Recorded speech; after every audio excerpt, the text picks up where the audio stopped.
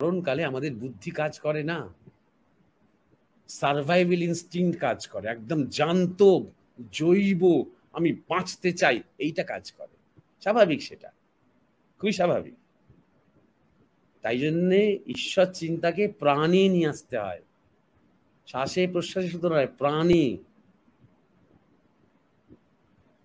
তাই তাকে বলা হয়, শ্রীকৃষ্ণকে বলা হয় গোপীদের ভাষায়, তিনি মন চোরা। তিনি কেন মন চোরা? কারণ তিনি প্রাণে বসে গেছেন, তাই তিনি প্রাণপ্রিয়। তাই জন্য প্রাণ প্রতিষ্ঠা করতে হয়, মন প্রতিষ্ঠা নয়, প্রাণে তাকে নিয়ে আসতে হয়। আপনি দেখবেন, আপনি যদি প্রাণের দিকে তাকান, প্রাণ 5 রকম কথা বলে না। প্রাণ সকালে একটা কথা, বিকেলে আরেকটা কথা, সন্ধ্যেবেলা অন্য একটা বাসনা, তা করে না। প্রাণ একটা একই সুর ধরে থাকে। আনন্দ চাই, শান্তি চাই, জ্ঞান চাই, প্রেম চাই, মিলন চাই, একই সুর প্রাণের। তাই জন্য প্রাণে নিয়ে আসতে হয় ঈশ্বর চিন্তাকে। যতক্ষণ না প্রাণে আসছে, যতক্ষণ এটা একটা শুধুমাত্র ইন্টেলেকচুয়াল ব্যাপার, একটা শুধু কৌতূহল, একটা জাস্ট দেখি তো, একটুখানি চেখে দেখি তো আধ্যাত্মিকতা, যতক্ষণ এই ব্যাপার রয়েছে, যতক্ষণ সেটা জীবন হয়ে যায়নি, ততক্ষণ পর্যন্ত আমার বুদ্ধি স্থিরতা আসেনি, নিশ্চয়াত্মিকা বৃত্তি আসেনি। নমস্কার। ইন্ডিয়ান মংস ফেসবুক পেজ এবং মরমিয়া স্পিরিচুয়াল সোসাইটি ইউটিউব চ্যানেলে সম্প্রচারিত শ্রদ্ধেয় জয়দীপ মহারাজের জীবন জিজ্ঞাসা ভিত্তিক আলোচনা গার্হস্থ্য ধর্মে আগত সকল সুধী দর্শকবৃন্দকে জানাই আমার তরফ থেকে শুভ নববর্ষের আন্তরিক প্রীতি, শুভেচ্ছা এবং অভিনন্দন। প্রত্যেকটি পর্বের মতো এই পর্বেও নব নব আঙ্গিকে শ্রদ্ধেয় মহারাজের মুখনিসৃত আধ্যাত্মিক বাণী, প্রকৃতপক্ষে যে আমাদের প্রাত্যহিক জীবনে আমরা যে বিভিন্ন সমস্যার সম্মুখীন হই, তারই সহজ সরল এবং প্রাঞ্জল ভাষায় মীমাংসা শুনব আমরা স্বয়ং মহারাজের মুখ থেকে। শুভ নববর্ষের আন্তরিক শুভেচ্ছা। কবির ভাষায় বলতে গেলে আমরা চাই যে বৈশাখ মাসে যাতে আমাদের মন থেকে পুরাতন স্মৃতি মুছে যাক গ্লানি, মুছে যাক জরা। আমরা যাতে দারুণ অগ্নিবাণে আমাদের মধ্যে যাতে শৌর্য জাগে, কিছু করে দেখানোর, কিছু লড়ে দেখানোর, সেই ক্ষাত্র তেজ যাতে আমাদের সকলের মধ্যে জাগে, যে গ্রীষ্মে প্রখর দাবদাহ যাতে আমাদের আত্মবিশ্বাসকে এতটুকুও না দমিয়ে দিতে পারে। এছাড়াও গ্রীষ্মকালে শুভ নববর্ষের প্রাক্কালে আমরা উদযাপন করেছি আমাদের লোক সংস্কৃতির চড়ক উৎসবে আমরা শিব মহাদেবকে, স্বয়ং মহাদেবের আরাধনা করেছি, তার প্রতি আমাদের শ্রদ্ধার্ঘ্য আমরা নিবেদন করেছি। তো এই চড়ক উৎসবই বিভিন্ন জায়গায়, শুধুমাত্র বাংলাতেই নয়, এছাড়াও মহারাষ্ট্রে এটা চোগার নামে পরিচিত, সিকিম এবং ভুটানেও চোগার নামে পরিচিত, এছাড়াও শ্রীলঙ্কাতে এবং ভারতের বাইরেও বিভিন্ন নামে এই চড়ক উৎসবের আমরা উদযাপন হতে দেখি। তো এছাড়াও আমাদের চৈত্র সংক্রান্তি আমরা শত পেরিয়ে এসেছি। তো বাঙালির 12 মাসে 13 পার্বণ, সেই পার্বণ নিয়ে যে বলতে পারেন যে ব্রহ্মচর্য, গার্হস্থ্য বা বানপ্রস্থ, সন্ন্যাস, এই চতুরাশ্রমের যে ধারা। তো আজকে আমাদের তাই এপিসোডের নাম গার্হস্থ্য ধর্ম। দেখি যে গৃহী মানুষেরা কিভাবে তাদের গার্হস্থ্য জীবনের যে তাদের ধর্ম সেটা তারা পালন করতে পারেন, আর বিলম্ব না করে, আর গৌরচন্দ্রিকা না করে, আর কথা না বাড়িয়ে আমি ডেকে নেব এই ভার্চুয়াল অনুষ্ঠানে আমাদের শ্রদ্ধেয় সহ সঞ্চালক শ্রদ্ধেয় উমেশদাকে। ধন্যবাদ সৃজনা তোমাকে। নমস্কার, সকলে আমার প্রণাম নেবেন। আপনারা যুক্ত হয়েছেন পরম শ্রদ্ধেয় জয়দীপ মহারাজের লাইভ সৎসঙ্গ অনুষ্ঠানে। সকল সুধী দর্শক বৃন্দকে আমরা স্বাগত জানাচ্ছি। সৃজনা বলল যে আমরা নববর্ষের আবহে আছি, এই 1430 বঙ্গাব্দ। আমরা নববর্ষকে বরণ করব মহারাজের সৎসঙ্গের মধ্য দিয়ে, এটা আমাদের কাছে পরম প্রাপ্তি। সেই সঙ্গে ইন্ডিয়ান মঙ্কস যে অনুষ্ঠানের আয়োজন করেছে সেটির এটি 50তম পর্ব। আয়োজক হিসেবে এবং আমাদের সবার ক্ষেত্রেই এটা একটা গর্বের, আনন্দের মুহূর্ত এবং শ্লাঘারও বিষয়। তবু আমরা মনে করি যে সৎসঙ্গ, প্রতিটি সৎসঙ্গই নতুন, সৎসঙ্গ রিপিট হয় না। জিজ্ঞাসার সাদৃশ্য হয়তো থাকে, কিন্তু একজন সাধু, একজন মহাজন যখন তার মীমাংসা করেন, সেই স্থান কাল পাত্রে তার ব্যঞ্জনা, তার তন্মাত্রা পাল্টে যায়, আমাদের উজ্জীবনের দিশা দেয়, আমরা বারবার সেখান থেকে প্রেরণা পাই। সুতরাং প্রতিটি সৎসঙ্গই আমাদের কাছে নতুন, 50টি পর্ব হোক বা বেশি হোক।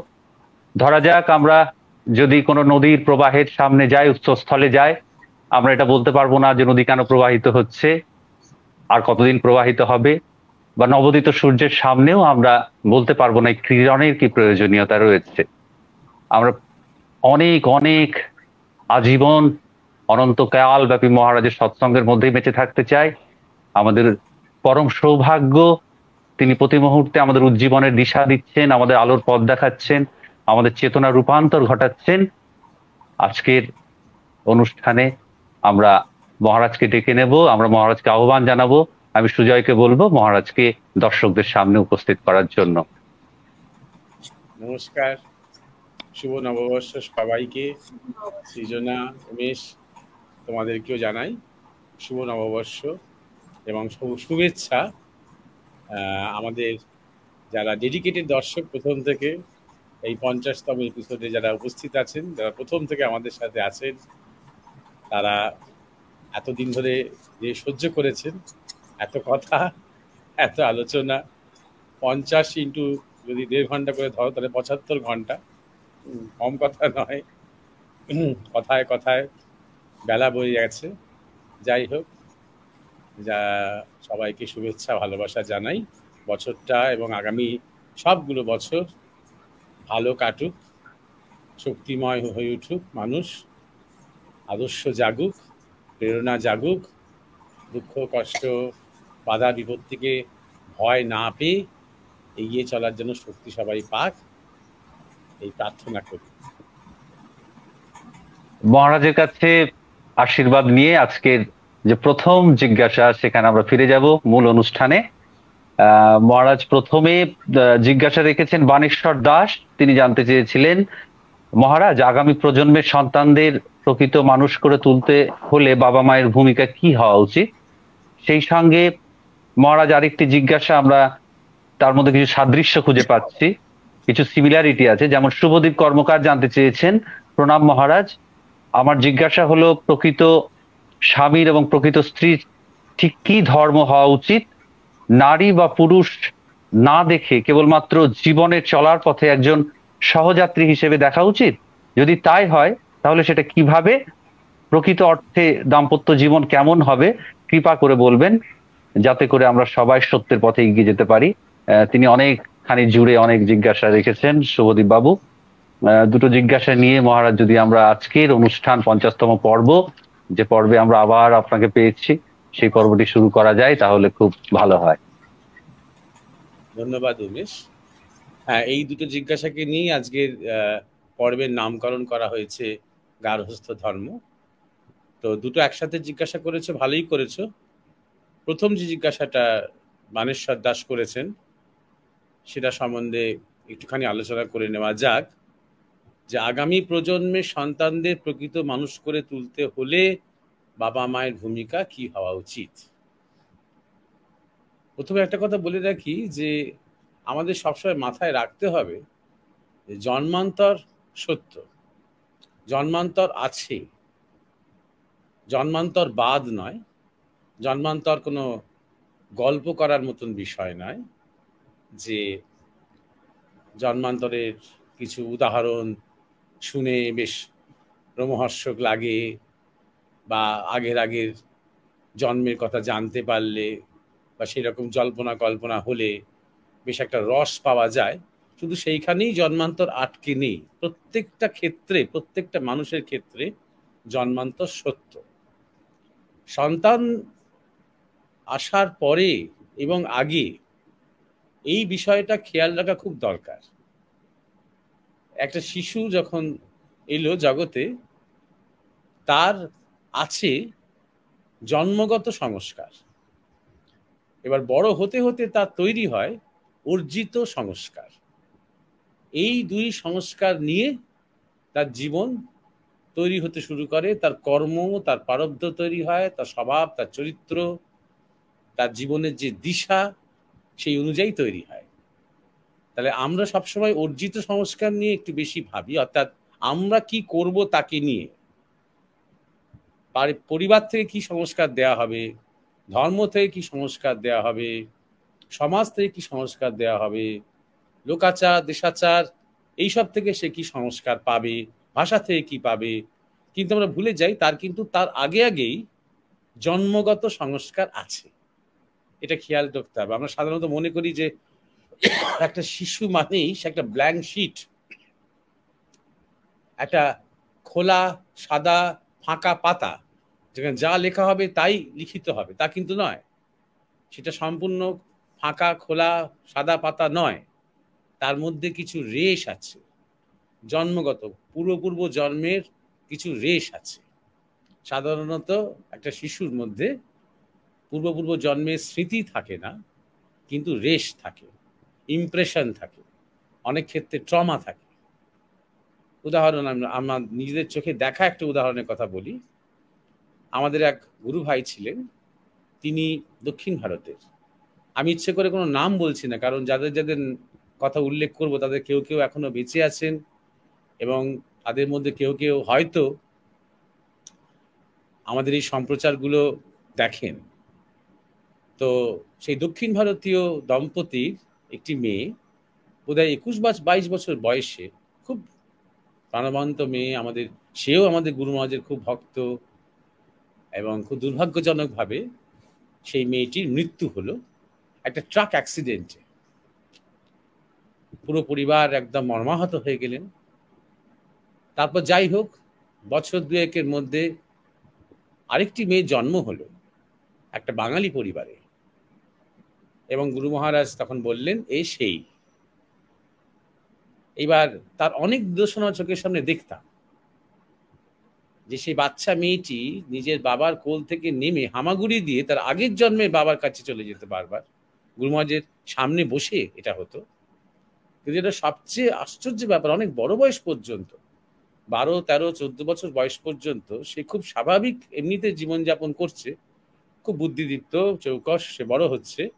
কিন্তু রাস্তায় কোনো ট্রাক বা লরি দেখলেই সে চেঁচাতে আরম্ভ করত। তাকে কেউ কোনোদিন কিন্তু এসব কথা বলেনি, তার পূর্বজন্মের কথা বা গুরু মহারাজ কি বলেছেন এসব তাই ঘুণাক্ষরেও কেউ জানায়নি। কিন্তু ওই ট্রাক দেখলেই সে চিৎকার করতে আরম্ভ করতো। এইটা হচ্ছে ট্রমা। আলাদা করে তার স্মৃতি নেই, কিন্তু ট্রমা রয়েছে। এইরকম জন্মগত সংস্কারের পূর্ব জন্মের অনেক কিছুর ইমপ্রেশন রয়ে যায় আমাদের মধ্যে। এইটা এই জন্যই বলছি, কি করে তাকে মানুষ করে তুলবো, এই কথাটার মধ্যে একটা অভিমান আছে, একটা দর্প আছে, একটা দম্ভ আছে। প্রথমেই এই ব্যাপারে সচেতন থাকতে হবে, সবটা আমাদের হাতে নয়। আর সংস্কার আছে মানেই যে সেটা খারাপ সংস্কার তাও নয়। সংস্কার সংস্কার, শুভ সংস্কার হতে পারে, ভালো সংস্কার হতে পারে, দৈব সংস্কার হতে পারে, আসরিক সংস্কার হতে পারে, দানবিক সংস্কার হতে পারে। কিছু ঘটনার জন্য তার মনের মধ্যে একটা কিছু সাইকোলজিক্যাল সমস্যা থাকতে পারে। আজকাল বিদেশে খুব রিগ্রেসিভ হিপনোসিস হচ্ছে সাইকিয়াট্রিক ট্রিটমেন্টের ক্ষেত্রে। রিগ্রেসিভ হিপনোসিস মানে হচ্ছে তাকে এক ধরনের সম্মোহনের মধ্যে ফেলে ধীরে ধীরে ধীরে ধীরে পেছনে নিয়ে যাওয়া। ছোটবেলা থেকে একদম জন্মের আগের কথা যখন সে বলতে আরম্ভ করলো, তার মানে সে আগের জন্মের কথা বলছে। এইভাবে সেই রিগ্রেসিভ হিপনোসিস করে আজকে সমস্যার মূলটা কোথায় সেটা ডাক্তার বা চিকিৎসক খোঁজার চেষ্টা করে। এরকম করে অনেক সুফলও তারা পেয়েছে। অতএব এটা এখন প্রতিষ্ঠিত হয়ে যাচ্ছে অনেক জায়গায় যে জন্মান্তর সত্য। এইটা খেয়াল রাখতে হবে যে আমার কাছে যে এসেছে, যে সন্তান এসেছে, সেটাকে আমি যেরকম ভাবে মানুষ করবো সে সেরকম ভাবে মানুষ হবে, এটা অতটা ধরে না নেওয়াই ভালো। পূর্ণ বলে একটি ছেলে ঠাকুর শ্রীরামকৃষ্ণের কাছে আসতেন। তিনি মাস্টারমশাই শ্রীময়ের স্কুলের ছাত্র ছিলেন। পাগলের মতন তিনি ঠাকুরকে ভালোবাসতেন, বালক বয়সেও ঠাকুরকে দেখার জন্য ছটফট ছটফট করতেন। আর মাস্টারমশাই তাকে নিয়ে আসতেন এবং পূর্ণ সেটা বাড়িতে জানাতো না, কারণ বাড়িতে সব ব্যাপারে ভীষণ কট্টর ছিল। পূর্ণকে দেখলে ঠাকুরও ভীষণ আনন্দ পেতেন। যতটা নরেন্দ্রনাথকে দেখলে আনন্দ পেতেন, ততটাই পূর্ণকে দেখলে আনন্দ পেতেন। কদিন না এলেই মাস্টারমশাইকে বলতেন, পূর্ণকে একবার নিয়ে এসো। আর বলতেন, নরেন যেমন শিব অংশে জন্ম, তেমন পূর্ণ বিষ্ণু অংশে জন্ম। একই শক্তি, মানে শক্তির যে পরিমাপ, এতটাই সেই শক্তিশালী ছিলেন পূর্ণ। ঠাকুর শুধু একটাই উদ্বেগ প্রকাশ করতেন, এই পূর্ণ যদি জোর করে বিয়ে দিয়ে দেওয়া হয় তাহলে বেশি দিন বাঁচবে না, কিছুই আর হবে না, ওর মধ্যে যে বিরাট সম্ভাবনা সেটা প্রকাশ হবে না। দুর্ভাগ্যক্রমে তাই হলো। তাই পুণ্যের কথা আর আমরা আলাদা করে পরে জানতে পারলাম না। তার বিয়ে দেয়া হলো, তাকে সংসার করতে হলো, এবং তারপর তিনি আর বেশি দিন বাঁচেননি। একবার একটা ট্রেনে আসতে আসতে তিনি এক গুরু ভাইকে বলেছিলেন, তখন তিনি সংসারী, ভাই এ কথা তো কাউকে বলার নয়, যে আমার এই কপাল থেকে আমার এই মন নিচে নামতেই চায় না, আমি কি করে সংসার করব। সত্যি এই কথাটা কেউ বুঝবে না, যারা অত্যন্ত উচ্চকোটির সাধক সাধিকা তারাই এর মর্মার্থ বুঝতে পারবে। এবার সংসারের যে ডিম্যান্ড, সংসারের যে দাবি, জাগতিকতার যে দাবি, তা তার পক্ষে পূরণ করা সম্ভব নয়, তাই তিনি সরিয়ে রাখতে পারলেন না। এবার প্রশ্ন হচ্ছে, নিশ্চয়ই তার প্রারব্ধ কিছু ছিল যার জন্য তাকে বিবাহ করতে হলো, কিন্তু তার একটা সম্ভাবনাও ছিল। সবকিছুরও দুটো দিক থাকে, একটা সম্ভাবনাও ছিল বিবাহ না করার, কিন্তু যেহেতু পরিবার বা বাড়ির লোকজন তার সংস্কার বোঝেননি বা সেইটা নিয়ে কোনো তারা মাথায় ঘামাননি, মনে করেছেন জোর করে বিবাহ দেওয়াটাই সবচেয়ে ভালো। এখানে ছেলেটি কেমন, তার কি প্রকৃতি, সে কি চায়, তার কি স্বভাব, কিছুই না দেখে জোর করে ঘাত ধরে তাকে যখন করতে গেলেন, হিতে বিপরীত হলো। এটা খুব গুরুত্বপূর্ণ বোঝা। তাই প্রথমে আমি এই কথাটা বললাম যে যারা যারা সবাই ভাবছেন যে কি করে মানুষ করব, এই কথাটার মধ্যে একটা ব্যর্থ অহমিকা আছে, যে আমি অত মানুষ করার কে, আর কে আমাকে দায় দিয়েছে যে আমাকে তাকে মানুষ করতে হবে। প্রথমত মানুষ কথাটা ডেফিনিশন আমার কাছে কি, যে সে সাকসেসফুল হবে, সে সফল হবে, যাতে আমি বলতে পারি যে আমার মুখ উজ্জ্বল করেছে, সে বিদেশে গিয়ে পড়াশোনা করছে, একটা মাল্টি ন্যাশনাল কর্পোরেশনে চাকরি পেয়েছে সে, এরকম যাতে আমি মানে দাবি করতে পারি, তবেই বলবো সবাই বাহবা, 99% কিন্তু বাহবা দেবে, বাহ বেশ মানুষ করেছে তো তাকে, তাই না? তাহলে প্রথমে তো আমার কাছে মানুষ হওয়ার ডেফিনিশনটা কি, 1, 2 আমি নিজে কতটা মানুষ, 3 আমি তাকে শেখাবো, তার কাছ থেকে আমার কিছু শেখার নেই, আমি তাকে মানুষ করব, তার কাছ থেকে আমার নিজের উন্নতির কোনো জায়গা নেই। এই ভাবনা হলে তাহলে আমি এখনো যোগ্য নই। যে ভাবে যে আমার সাধনা শেষ, আমি বাবা হলাম বা আমি মা হলাম মানে আমি আর কোনো সাধকই নই। পিতৃত্ব যে একটা সাধনা, মাতৃত্ব যে একটা সাধনা, মাতৃত্ব এবং পিতৃত্বের অভিজ্ঞতার মধ্যে থেকে আমার সন্তানের কাছ থেকেও যে আমি অনেক কিছু শিখছি, জানছি, তার অভিজ্ঞতার মধ্যে দিয়ে খোলা মনে, এই ভাবনা যার মধ্যে রয়েছে, তার পক্ষেই একটা পজিটিভ রোল, একটা ইতিবাচক ভূমিকা পালন করা সম্ভব তার সন্তানের ক্ষেত্রে। তাই জন্য আমি তাই কি দিতে পারি, অর্জিত সংস্কার, যেটা অর্জন করবে সে। আমি একবারও দেখলাম না যে আমার মেয়েটা সত্যি সত্যি তার নাচের দিকে ন্যাক আছে কিনা, হয়তো আরো ভালো করে লক্ষ্য করে দেখতাম যে হয়তো তার অভিনয়ের দিকে ন্যাক আছে, কিন্তু ওই লাইন দিয়ে চলো নাচের স্কুলে মেয়েকে ভর্তি করে দাও, আমিও ভর্তি করে দিলাম, করে দিয়ে তার যেদিকে আসলে ন্যাকটা ছিল সেই দিকে যেতে পারলো না, একজন মিডিয়াকার ডান্সার হয়ে থাকলো সে, কখনো সে সেটাকে করে এনজয় করলো না, একটা সময় পরীক্ষার চাপ ইত্যাদি ইত্যাদি বলে সেটাও ছাড়তে হলো তাকে। এরকম আধ খাপচারা কোনো কিছুই আমরা পূর্ণভাবে করছি না, একটা ফর্মুলার মধ্যে। চলো কারাটে ক্লাসে ভর্তি করতে হবে, কারাটে, চলো গান শেখাতে হবে, আদৌ সেদিকে ট্যালেন্ট আছে কিনা, এই যে অবজারভেশন মনে রাখতে হবে, বা নিজেকে বলতে হবে একজন ভালো মালি বা একজন উত্তম চাষি কি করেন। তিনি হয়তো খুব ভালো মুসুর ডাল ফলিয়েছেন কোথাও, এবার তিনি ভাবছেন আমি যেখানে যাব সেখানে মুসুর ডাল ফলাবো। তিনি কিন্তু উত্তম চাষি নন, অধম চাষি। উত্তম চাষি কি করবে? তিনি যাবেন একটা জায়গাতে, প্রথমে দেখবেন জমির চরিত্র, তিনি জমির চরিত্রকে পাল্টানোর চেষ্টা করবেন না, উনি সেই জমির যে আসল ন্যাচারাল যে বৈশিষ্ট্য সেটাকে দেখবেন। অর্থাৎ তিনি প্রকৃতির দেওয়া যে ভূমি তাকে আগে শ্রদ্ধা জানাবেন, তার সম্ভাবনাকে কাছে আগে নতজানু হবে। তারপর দেখবেন জলের সোর্সটা কেমন, কোথা থেকে আসছে। তারপর দেখবেন পরিবেশটা কেমন, কতটা বৃষ্টি হয়, আবহাওয়া কেমন থাকে। সেই অনুযায়ী উনি বুঝবেন যে এখানে কোন ধরনের চাষ করলে ঠিক ঠিক চাষ করা হবে। এবং তারপর যখন তিনি বীজ বপন করবেন, কেমন ধরনের পরিচর্যা দরকার, এই রকম পরিবেশে, এই রকম জলের পরিস্থিতিতে, এই রকম জমিতে এই ফলনটা ভালো করে ফলাতে গেলে কিরকম ধরনের পরিচর্যা করার দরকার। তাহলে উনি যা যা করছেন সবকিছুই প্রকৃতিকে আশ্রয় করে আগে করছে। সন্তানের ক্ষেত্রেও ঠিক সেইটা মাথায় রাখতে হবে আমাদের।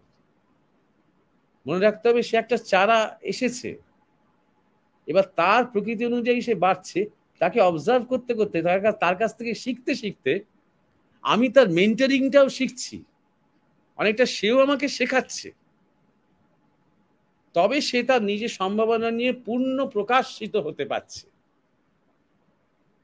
এর 2 নম্বর কথা। 3 নম্বর কথা হচ্ছে যে আগে আমরা নিজেরা একটা জীবনে আদর্শ নিই, আগে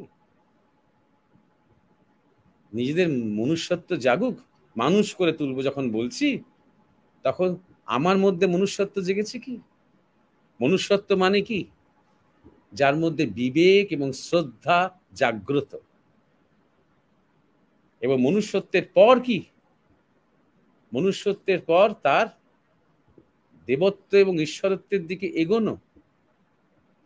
সেটাই যদি আমি ট্রান্সফার করতে চাই তার মধ্যে, তাহলে নিজেরা শুধু একটা দৃষ্টান্ত হয়ে উঠতে হবে, আর কিচ্ছু নয়। একটা ছোট ছেলে মেয়ে যদি বড় হতে হতে দেখে যে তার বাড়িতে প্রতিদিন নিয়মিত সকাল সন্ধে ধূপ ধুনো দেওয়া হয়, জপ ধ্যান করা হয়, ঠাকুরকে ভোগ দিয়ে তার প্রসাদ জ্ঞান করে সবকিছু গ্রহণ করা হয়, সাধু সন্ন্যাসীকে শ্রদ্ধা করা হয়, একটা জীবনের আদর্শ নিয়ে চলা হয়, যদি দেখে যে দেওয়ালে যাদের ছবি রয়েছে, স্বামী বিবেকানন্দ হোক, কি শ্রীকৃষ্ণ হোক, কি শ্রীরামচন্দ্র হোক, কি রাধাকৃষ্ণ হোক, যখন জিজ্ঞাসা করে এগুলো কাদের ছবি, তার মা বাবা স্পষ্ট করে তাকে বলতে পারে এগুলো কাদের ছবি, এই ছবিগুলোর কি মানে, তাদের কি জীবন, সেটাও স্পষ্ট করে বলতে পারে। তাদের যে শ্রদ্ধাটা সেটা ট্রান্সফার করতে পারে। এইরকম পরিবেশে থাকতে থাকতে স্বাভাবিকভাবেই তার মধ্যে সেটা সঞ্চারিত হবে। বিশেষ কিছু একটা বিরাট একটা কোনো ফর্মুলা নেই যে ফর্মুলা অনুযায়ী কিছু বললে সে ঠিক ঠিক থাকবে। অতএব নিজের মানুষ হয়ে ওঠাটা দরকার এবং দৃষ্টান্ত হয়ে উঠতে হবে। আমরা আমাদের সন্তানের চারপাশে যেন একটা আদর্শ পরিবেশ রচনা করে রাখতে পারি, সেখানে কোনো ফাঁকি না থাকে, ত্রুটি না থাকে। আমরা তাকে বলছি সত্য পথে চলো, সত্য কথা বলো, যেন সে দেখে যে আমরা নিজেরা তাই করছি। যদি নিজেরা করি তাহলে অত উপদেশ দিতেও হবে না। যদি সন্তান দেখে যে আমার মা বাবা কখনো মিথ্যা কথা বলে না, মিথ্যার আশ্রয় নেয় না, কখনো ভাষাতে কখনো বিকার ঘটায় না, ভাষার মান কখনো নিচে নামায় না, এগুলো চোখের সামনে দেখলেই সে শিখবে। শুধু জ্ঞান দিলেই সে শিখবে ধারণাটা ভুল। সে দৃষ্টান্ত দেখে শিখবে, উদাহরণ দেখে শিখবে। সুতরাং নিজেরা হয়ে ওঠা। তাহলে মনে রাখতে হবে প্রথম কথা হচ্ছে জন্মান্তর, অর্থাৎ জন্মগত সংস্কার এবং অর্জিত সংস্কার। জন্মগত সংস্কারের উপর আমাদের কোনো হাত নেই, খেয়াল রাখতে হবে। আমার হাজার চেষ্টা সত্ত্বেও যদি একটা দানবিক সন্তান এসে যায়, উল্টো যদি হয়, হিরণ্যকশিপুরের ঘরে যদি প্রহ্লাদ এসে যায়, হিরণ্যকশিপু যতই আক্ষেপ করুক না কেন, আমি তো চাইলাম আমার মতন একটা দানব, কিন্তু কিছুতেই হলো না। জন্মগত সংস্কার, সেটা মনে রাখতে হবে। সবটা আমাদের হাতে নেই। আবার ওই সংস্কার, ওই জায়গাটাও হাতে না হোক, ওই জায়গাটা সম্বন্ধে যদি সচেতন থাকি, তাহলে খেয়াল রাখতে হবে সন্তান আসার পরে ভাবতে আরম্ভ করব যে কি করব তাকে নিয়ে, তা না করে সন্তান কনসিভ হওয়ার আগে থেকেই কিন্তু ভাবনাটা ভাবা যায়, যেটা নিয়ে আমি আগেও অনেকবার আলোচনা করেছি। যেহেতু প্রত্যেকবার মিলনের মধ্যে দিয়ে, মিলনের সময়তে হাজার হাজার বীজ তারা নিষিক্ত হতে এক ধরনের প্রতিযোগিতার দৌড় লাগিয়েছে। এবার মাতৃগর্ভে সিলেক্ট হয় কে নিষিক্ত হবে, এবং মাতৃগর্ভে সিলেক্ট হওয়ার মানে হচ্ছে মায়ের ভাবটি প্রধান। তাহলে সেই প্রস্তুতি যদি আগে থেকেই নেওয়া যায়, যাকে বলা হয় পুত্রেষ্টি যজ্ঞ, এখানে পুত্র মানে শুধু ছেলে নয়, এই পুত্রেষ্টির যে পুত্র, এটা মানে সন্তান, উন্নত সন্তান নিয়ে আসবো, উন্নত সন্তান, মহান সন্তান, মানে স্বার্থপর নয়, দানব নয়, যে শুধু নিজেরটুকু ভাববে এবং নিজের কেরিয়ার করবে, তেমন নয়, উন্নত সন্তান নিয়ে আসবো। যদি কেউ ভাবে, তাহলে সেই রকম উচ্চ আধারের সূক্ষ্মতে যারা অপেক্ষা করছে, তাদের মধ্যে কেউ একজন সিলেক্টেড হয়ে যাবে মায়ের গর্ভে। সেখান থেকেই শুরু হচ্ছে কিন্তু। অতএব সেটাও কিছুটা আমাদের হাতে, বলবো না, কিন্তু যাতে উন্নত সংস্কারের সন্তান নিয়ে আসতে পারি, তার একটা প্রসেস আমাদের মিলনের সময় থেকেই, নারী পুরুষ যারা ঠিক করেছেন তারা মা বাবা হবেন, তাদের মিলনের সময় থেকেই তাদের এই যজ্ঞ বা তাদের এই পূজা শুরু হয়ে যায়। এবং 2 নম্বর হচ্ছে, যারা বেশি সাধুসঙ্গ করেন, গুরু সঙ্গ করেন, সৎসঙ্গে থাকেন, তাদের মধ্যে এইরকম ধরনের সম্ভাবনা আরো বৃদ্ধি পায় উন্নত সংস্কারের সন্তানকে নিয়ে আসার। এই সবটা খেয়াল রাখতে হবে। জীবন শুধুমাত্র কিন্তু ওই বাচ্চাটা দিয়ে শুরু হচ্ছে না, যে ভূমিষ্ঠ হলো, যাকে যখন এই প্রথম দেখলাম, তার জীবন শুরু হচ্ছে আমি কেমন তার সেখান থেকে, আমি নিজে কেমন একজন পিতা হিসেবে বা একজন মাতা হিসেবে, তার আগে একজন মানুষ হিসেবে, একজন পুরুষ হিসেবে, একজন নারী হিসেবে। এটা সাইক্লিক্যাল একটা অর্ডার, সেখান থেকে শুরু হচ্ছে, এইটা খেয়াল রাখতে হবে। তারপর যতটুকু আমাদের হাতে, আমরা সাধ্য মতন তার পাশে একটা পরিবেশ হয়ে থাকবো, এইটা হচ্ছে গুরুত্বপূর্ণ। আমরা টেনে হিচড়ে তাকে আমাদের আকাঙ্ক্ষার এবং আমাদের চাহিদার একটা প্রোডাক্ট করব না। আমাদের নিজেদের মধ্যে যে একটা প্রচন্ড স্বার্থপর চাহিদা রয়েছে, সেইটাই যদি আমরা তার উপর চাপিয়ে দিই, তাহলে সেরকম রেজাল্ট আমরা পাবো। তাহলে প্রথমেই এটাকেও একটা সাধনার মতো নেওয়া, একেও একটা পূজার মতন করে নেওয়া। জীবনের পূজা চলছে প্রতিনিয়ত। নিজের উপর অতটা বড় একটা অভিমানাত্মক একটা দায়িত্ব, যে আমি মানুষ করব এবং আমাকে অনেক কিছু করতে হবে, এইটা মানে এইটা না নিয়ে এটা হঠকারিতা হবে, এক অহমিকা। আমি মানুষ হব, সেইটা আগে, তারপর আপনি আমার বিবেকই বলে দেবে যে সন্তানটি বড় হয়ে উঠছে, সে একটা কোনো সমস্যা নিয়ে এসেছে, কারোর সাথে মারামারি করেছে, তার সাথে কিভাবে কথা বলতে হবে আমার বিবেকই বলে দেবে। তাকে কিভাবে তার পাশে থাকতে হবে, কিভাবে তাকে জাগাতে হবে, সেখান থেকে আমার বিবেকই বলে দেবে। আমি নিজে যদি তখনও মানুষ না হয়ে থাকি, আমি নিজে দিয়ে তখনও কনফিউজড হয়ে থাকি, তখন যদি আমার জীবনের সম্বন্ধে ধারণা খুব অস্পষ্ট এবং খুব সাধারণ হয়ে থাকে, তাহলে সেই কনফিউশন এবং সেই অস্পষ্টতাটাই তাহলে আমি তখন ট্রান্সফার করব আগামী জেনারেশনের উপর। এবং আরেকটা কথা সবসময় মনে রাখা, যে কোনো কিছুই ওয়ান ওয়ে ট্রাফিক নয়। এই আদান প্রদান প্রতিনিয়ত সেই জেনারেশন এসেছে শুধুমাত্র সে আমাদের কাছ থেকে শিখে পড়ে খেয়ে দিয়ে বড় হবে বলে নয়, সে আমাদেরকেও কিছু দেবে। প্রথমেই সে যেটা দেয় সেটা হচ্ছে সারল্য, আনন্দ, আরে সহজ জীবন, স্পর্শ, যা আমরা হারিয়ে ফেলি। তার কাছ থেকে আমরা অনেক কিছু পাচ্ছি, তার কাছ থেকে আমরা অনেক কিছু শিখছি। সে যখন জিজ্ঞাসা করে যে ওই ছেলেটাকে তুমি দিলে মিষ্টি আর ওকে দিলে না কেন, ওই কালো ছেলেটাকে দিলে না কেন, তার উত্তর দিতে কিন্তু আমাকে ভাবতে হচ্ছে, আমাকে শিখতে হচ্ছে ওর কাছ থেকে। আসলে এই এইটা মনে রাখতে হবে যে এটা একটা একমুখী শিক্ষার ব্যাপার নয়। এর সাথে দু নম্বর যে জিজ্ঞাসা সেটার সাথে ক্লাব করা হয়েছে শুভদীপ কর্মকার, প্রকৃত স্বামী এবং প্রকৃত স্ত্রী ঠিক কি ধর্ম হওয়া উচিত, নারী বা পুরুষ না ধরে কেবলমাত্র জীবনের চলার পথে একজন সহযাত্রী হিসেবে দেখা উচিত, তা কেন? আমাদের প্র্যাকটিক্যাল হতে হবে। যদি নারী পুরুষ নাই ভাবি তাহলে আর বিবাহ করার দরকারটা কি আছে, তাই না? নারী নারী এবং পুরুষ পুরুষ, দুজন দু রকমের বলেই বিবাহ হচ্ছে সংসার যাপন করার জন্য। আমাদের প্র্যাকটিক্যাল হতে হবে। নারী শুধু তার শরীরে তো নারী নয়, সে তার মনেও নারী, সে তার স্বভাবেও নারী, সে তার শক্তির প্রকাশেও নারী। আর পুরুষও শুধু শরীরেই পুরুষ নয়, তার চিন্তা ভাবনাতেও সে পুরুষ, তার অনেক কিছুতে, তার তার স্বভাবে, তার চরিত্রে, তার মনে, তার মানসিকতায়, তার দৃষ্টিভঙ্গিতে, তার কাজ করার ধরনে, সেখানে সে পুরুষ।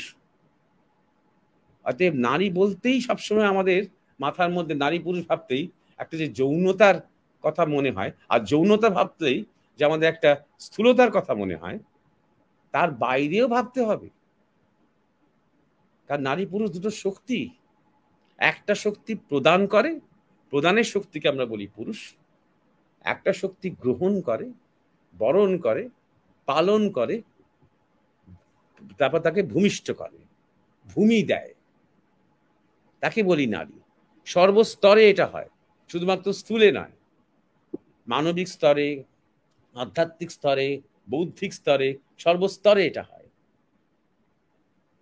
একটা পয়েন্টের পর যখন আমরা স্থূল থেকে সূক্ষ্ম থেকে কারণের দিকে যাই, তখন আর নারী পুরুষের দেহলিঙ্গের আর কোনো ভূমিকা থাকে না, প্রাসঙ্গিকতা থাকে না।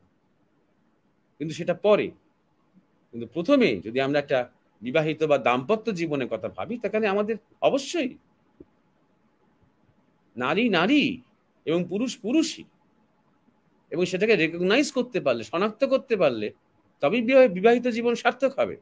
1 নম্বর। 2 নম্বর হচ্ছে শুধু রেকগনাইজ করা নয়, চিনতে হবে, জানতে হবে। আমি যদি পুরুষ হই তাহলে একজন নারী এবং তার নারীত্ব কি আমায় জানতে হবে।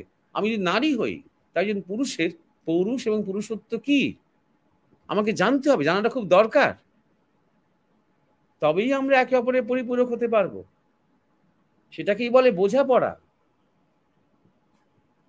যে আমি নারী হলে একজন পুরুষ আমার মতন করে ভাবে না, এটা বুঝতে পারা। একজন পুরুষও জানবে একজন নারী বলেই সে অন্য রকম করে ভাবে, এবং সেই ভাবনাটাকে সম্মান করতে পারা, যে আমার ভাবনাটা তো এই রকম, কিন্তু ওর ভাবনাটা দেখি একদম অন্যরকম কিছু হবে, কারণ সে অন্যভাবে রিয়াক্ট করে। এমনিতে বলা হয় যে পুরুষ অনেক বেশি আইডিয়ালিস্টিক হয় আর নারী অনেক বেশি প্র্যাকটিক্যাল হয়, ইমোশনাল হয়। দেখবেন জগতে যত আইডিওলজি এসেছে, ধর্মীয় আইডিওলজি থেকে শুরু করে রাজনৈতিক আইডিওলজি, ধরুন পুঁজিবাদ, সাম্যবাদ, সমাজবাদ বা নারীবাদ, নানা রকমের এত যে বাদ এসেছে, এই যে আধুনিকতাবাদ, উত্তর আধুনিকতাবাদ, এই সব দেখবেন পুরুষের মস্তিষ্ক উদ্ভূত। নারীর মাথায় অত বাদ আসে না। বাদ মানেই হচ্ছে সবার জন্য একটা কোনো পার্টিকুলার একটা নিয়ম চাপিয়ে দেওয়া, একটা আইডিওলজি চাপিয়ে দেওয়া, একটা আদর্শবাদ চাপিয়ে দেওয়া। নারী কিন্তু এভাবে জগৎকে দেখে না। জগতের মধ্যে যে বৈচিত্র্য আছে স্বাভাবিকভাবেই ইন্টেলেকচুয়ালি নয়, ইমোশনালি নারী সেই বৈচিত্র্যকে আগে স্বীকার করে, কারণ তাকে মা হতে হয়। মা হওয়া মানেই তাকে নানা রকমের সন্তানের জননী হতে হচ্ছে। তাহলে সে যদি বৈচিত্র্যকে তিনি না দেখতে পান বা না মানে না আত্মস্থ করতে পারেন সেই বৈচিত্র্যকে, তাই তিনি মা হতে পারবেন না। তার নারীত্বরই কোনো ভূমিকা থাকবে না তখন। এবার এই বুদ্ধির একটা আগ্রাসন আছে, এই আইডিওলজিক্যাল যে বুদ্ধির, আর ইমোশনাল ভাবে এই জগতের বৈচিত্র্যকে দেখার একটা ডিফেন্স আছে, একটা রক্ষণ আছে। এইখানে নারী পুরুষ আলাদা এই জায়গাতে। আর একটা কথা যেটা আমাদের গুরু মহারাজ স্বামী পরমানন্দ খুব বলতেন, সাধনার জীবনে যখন আমরা এগোচ্ছি তখন পুরুষের সমস্যা হচ্ছে পুরুষের দম্ভ। অহংকার না বলে দম্ভ বললেন কেন? কারণ অহংকার সবাইরই আছে, নারী পুরুষ কেন, একটা কুকুর বেড়ালেরও একটা অহংকার, একটা আমিন, একটা সেন্স অফ আইডেন্টিটি আছে। কিন্তু দম্ভটা অহংকারের একটা উগ্র এবং প্রকট রূপ। আমি এই করেছি, আমি হ্যান করেছি, আমি ত্যান করেছি, আমি না থাকলে চলতো না, আমি এলাম বলে হলো, এই দম্ভ। এই দম্ভটা মাঝে মাঝে পুরুষের এত বেশি যে অন্য অনেকে সেই দম্ভকে কাজে লাগিয়ে তাকে বোকা বানায়।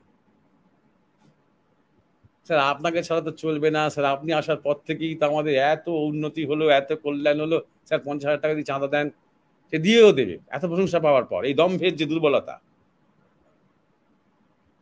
আর নারীর সমস্যা হচ্ছে ঈর্ষা, জেলাসি, অসম্ভব ঈর্ষা। নারীর প্রতি সাংঘাতিক একটা ঈর্ষা, এইটা সমস্যা।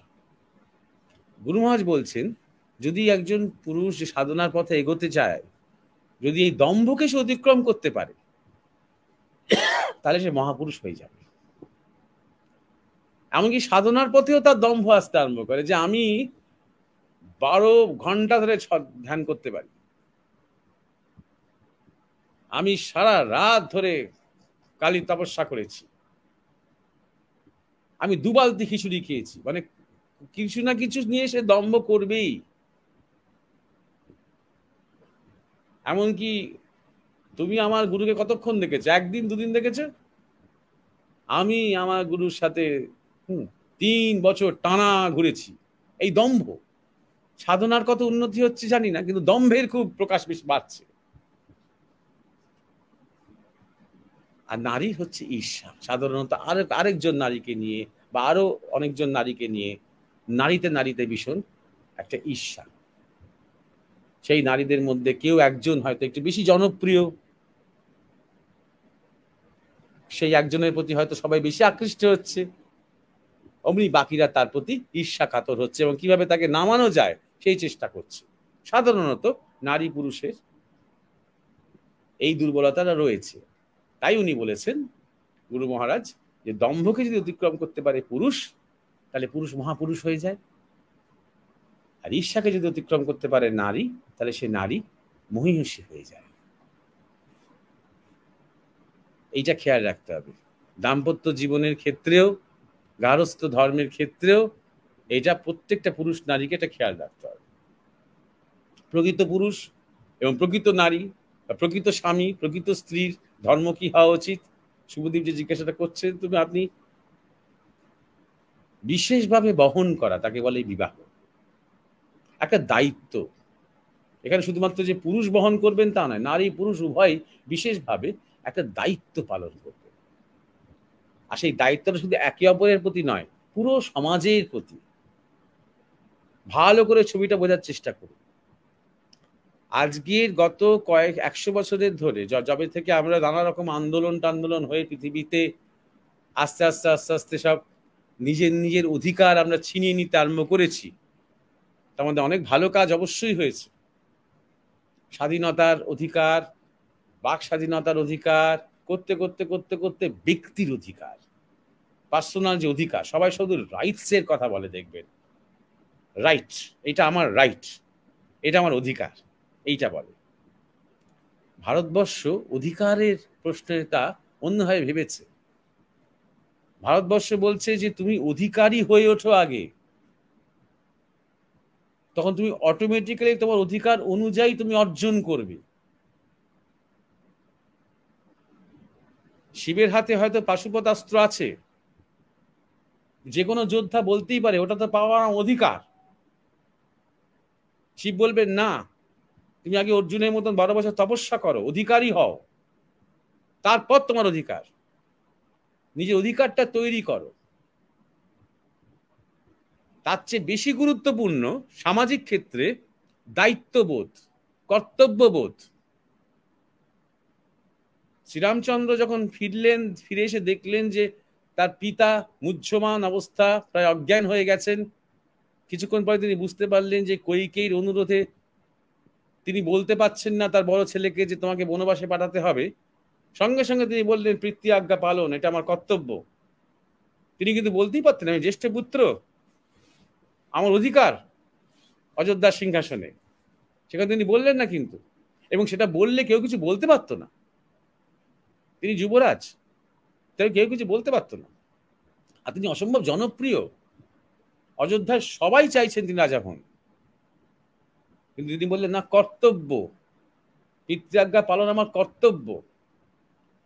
নিজের অধিকারের থেকে সামগ্রিক আমার যে কর্তব্য বোধ, সেইটা বেশি গুরুত্বপূর্ণ। তাই তিনি বনবাসে বেরিয়ে গেলেন। তিনি এটাও বুঝতে পেরেছিলেন যে বনবাসে 14 বছর থাকাটা আমার দরকার, কারণ সেই সময় অনেকটা বড় একটা কাজ হবে, সারা ভারতবর্ষকে আমাকে জুটতে হবে একটা সাংস্কৃতিক বন্ধনে, এবং রাবণ বিনাশ করতে হবে আমাকে। তাই জানি এটা বৃথা যাবে না এই 14 বছর। তিনি আরো বড় একটা দায়িত্ব পালন করবেন সারা আর্যাবর্ত জুড়ে। এবং সেই অধিকার এবং কর্তব্যের পার্থক্যটা কি হচ্ছে? শাস্ত্র বলছে একজন গৃহস্থের ধর্ম হচ্ছে পিতৃদেব ভাব, মাতৃদেব ভাব, আচার্য দেব ভাব, অতিথি দেব ভাব। আমি আরো বলবো প্রতিবেশী দেব ভাব, আশেপাশে যত বৃক্ষ রাজি পুকুর আছে দেব ভাব, যত জন্তু জানোয়ার পশু পাখি রয়েছে আপনার পাড়ায় দেব ভাব। সবাইকে নিয়ে একটা বিবাহ মানে শুধুমাত্র নারী এবং পুরুষ বিবাহিত হলো এবং তাদের একটা সন্তান হলো, এই নিউক্লিয়াসটাই বিবাহ নয়। বিবাহ মানে দুটো পরিবারের মিলন হলো, বিবাহ মানে গোটা সমাজে একটা নতুন সমীকরণ হলো। এইভাবে ভারতবর্ষের কালচার ভেবেছে, আমি সেই ভাবনাটাকে এখানে ব্যক্ত করছি। তাই জন্য বলা হয় কুটুম্বিতা, কুটুম এসেছে, অর্থাৎ নতুন আত্মীয় হচ্ছে তারা। সবার সাথে সব নতুন নতুন দুটো জেনেটিক আলাদা আলাদা দুটো জেনেটিক ধারা একটা জায়গায় এসেছে, আগামীতে আবার প্রজন্ম নিয়ে আসবে তারা। শুধু একটা আত্মীয়তা, সবার সাথে সবার একটা মহা মিলনের সূত্রপাত। তাই শুধু দুটো মানুষের বিবাহ হচ্ছে না, একটা সামাজিক প্রেক্ষাপটে একটা বড় দুটো পরিবারের মিলন হচ্ছে। এই ভাবনা এবং এই কর্তব্য বোধ, সবার এই সমাজের প্রতি একটা কর্তব্য রয়েছে। এই যখন বলছি আমি পিতৃদেব ভব, মাতৃদেব ভব, পিতা মাতাকে শ্রদ্ধা করো, দেবতা জ্ঞান করো, তার মানে কি তাদের সব কথায় হ্যাঁ বলতে হবে? তা তো নয়। তাদের সাথে দ্বিমত পোষণ করা যায়, তাদের সাথে তর্ক করা যাবে নিশ্চয়ই, কিন্তু আমি শ্রদ্ধা হারাবো না। তারা যে পিতা এবং মাতা, তাদের যেটা বয়স হয়েছে, তাদের একটা অভিজ্ঞতা হয়েছে, সেই অভিজ্ঞতার প্রতি আমি কখনো অশ্রদ্ধা হব না। কিন্তু আমি বড় হয়েছে, আমার যদি মনে হয় তারা কিছু ভুল বলছে, সেটা বলবো ভুল বলছো, আমার এই মত। কিন্তু অশ্রদ্ধা না করে। আমি অনেক জায়গাতেই যাই, দেখি সেখানে কথা একটু প্রসঙ্গ পাল্টাচ্ছে, কিন্তু পাল্টানো দরকার। অনেক জায়গাতেই যাই, সেখানে সবাই বলে, কেউ কেউ বলেন দেখি যে পিতামাতাই হচ্ছেন গুরু, তাদের সেবা করলেই সব হবে। না, তারা গুরু নন। যদি পিতা শিব হন আর মা যদি পার্বতী হন তাহলে ঠিক আছে, না তারা গুরু নন। আশ্চর্য ব্যাপার, এটা তো কখনো বলে না যে আমার পিতামাতাকে সেবা করলেই আমি ফিজিক্স এমএসসি আমার হয়ে যাবে। তখন তো বলবে যাও প্রফেসরের কাছে যাও, তখন তো বলবে রিসার্চ যখন করবে একজন ভালো সিনিয়র প্রফেসরকে ধরো। আধ্যাত্মিক পথে স্পেশালিস্ট একটা ব্যাপার, চাপরাস না পেলে সদ্গুরুই হয় না। সেখানে কেন মা বাবা গুরু হতে যাবেন? আর সে কথা কখনো শাস্ত্রতে বলবে না। মা বাবা গুরু নন, গুরু সমও নন তারা। সাধারণত মা বাবা মা বাবা দুটো আলাদা শব্দ। পিতা মাতা একটা শব্দ, গুরু আলাদা শব্দ, আচার্য আলাদা শব্দ, টিচার আলাদা আলাদা শব্দগুলো এই জন্যই রয়েছে, এগুলো সম্পূর্ণ ভিন্ন একে অপরের থেকে। তাহলে পিতা মাতার প্রতি কর্তব্য পালন করা, যখন আমি বলছি পিতৃদেব ভব, মাতৃদেব ভব, আচার্য দেব ভব, অতিথি দেব ভব, আদর্শ গৃহস্থ জীবন সেরকমই, যেখানে বেলা 1টার সময় হঠাৎ 4টে অতিথি এসে গেল, বাড়ির গিন্নি একেবারেই ক্ষুণ্ণ হন না, বলেন একটু বসো, হ্যাঁ আমি একটুখানি ভাত ডাল আলু সেদ্ধ ফুটিয়ে তোমাদের খাই দিচ্ছি, একদম কোনো কথা বলবে না, এরকম অবেলায় এসেছো না খেয়ে যাবে না, হাসি মুখে তিনি বলছেন। এই গৃহস্থী লক্ষ্মী, যেখানে অতিথিকে সবসময় নারায়ণ জ্ঞান করা হয়। এমন বাড়ি আমি দেখেছি যেখানে ভিখারিকে বসিয়ে খাওয়ানো হয়, মায়ের মতন তাকে ছেলের মতন করে খাওয়ায়। এবং সেই রকম ধরনের বাড়িতে যেখানে অতিথি এবং ভিখারিকে সমান প্রায় জ্ঞান করা হয় বাড়ির লোকেদের মতন, সেই সব বাড়িতে বহু মহাপুরুষ আসে না জানিয়ে, তাদেরকে সহজে চিনতেও পারেন না, ওই ভিখারি বেশে, অতিথি বেশে, সাধু বেশে, ফকির বেশে আসেন, কারণ মনে করেন এটা পুণ্যভূমি, এটা তীর্থক্ষেত্র, এ বাড়ির যিনি মা। তাহলে আদর্শ স্বামী এবং স্ত্রীর মধ্যে কি থাকবে? পারস্পরিক শ্রদ্ধা। কারণ নারী পুরুষ উভয়, যে নারীত্ব এবং পৌরুষ এই দুয়ের সমীকরণে একটা সার্কিট কমপ্লিট হবে। যে সার্কিট যখন কমপ্লিট হয়, যদি আধ্যাত্মিক পথে যদি সেই সার্কিট কমপ্লিট হয়, তখন তাকে বলে ত্রিশারীরিক মিলন। অর্থাৎ যেখানে আদি ভৌতিক, আদি দৈবিক এবং আধ্যাত্মিক এই 3টে অবস্থার একসাথে মিলন হচ্ছে, উভয়ের দুজনের একসাথে সমাধি হতে পারে। এবং এই পারস্পরিক শ্রদ্ধা এবং যেখানে প্রেম আছে এবং শ্রদ্ধা আছে স্বামী স্ত্রীর মধ্যে, এবং একটা আদর্শ রয়েছে, সেই মিলনের মধ্যে থেকে উন্নত সন্তান আসবে, যে সন্তান এসে সমাজকে আরো ভালো কিছু দেবে, আরো নতুন কিছু দেবে। এইটা খেয়াল রাখতে হবে যে প্রত্যেকের মধ্যে আমাদের সেই সম্ভাবনা রয়েছে। সুতরাং আবার বলছি, গার্হস্থ্য আশ্রম মানে এটা আইসোলেটেড কিছু নয়, তার আগে কিন্তু অনেক কিছু আছে। তার আগে নারী এবং পুরুষের শৈশব আছে, বাল্যকাল আছে, যৌবন আছে, তার আগে ব্রহ্মচর্য আশ্রম আছে। এই সবটাই একটা প্রিপারেশন, একটা গ্রাউন্ড ওয়ার্ক করে ধীরে ধীরে সে গার্হস্থ্য আশ্রমের দিকে এগোচ্ছে। একটা পূর্ণ গার্হস্থ্য তৈরি হবে, তবে ওটা দুম করে একদিনের সেটা হবে না।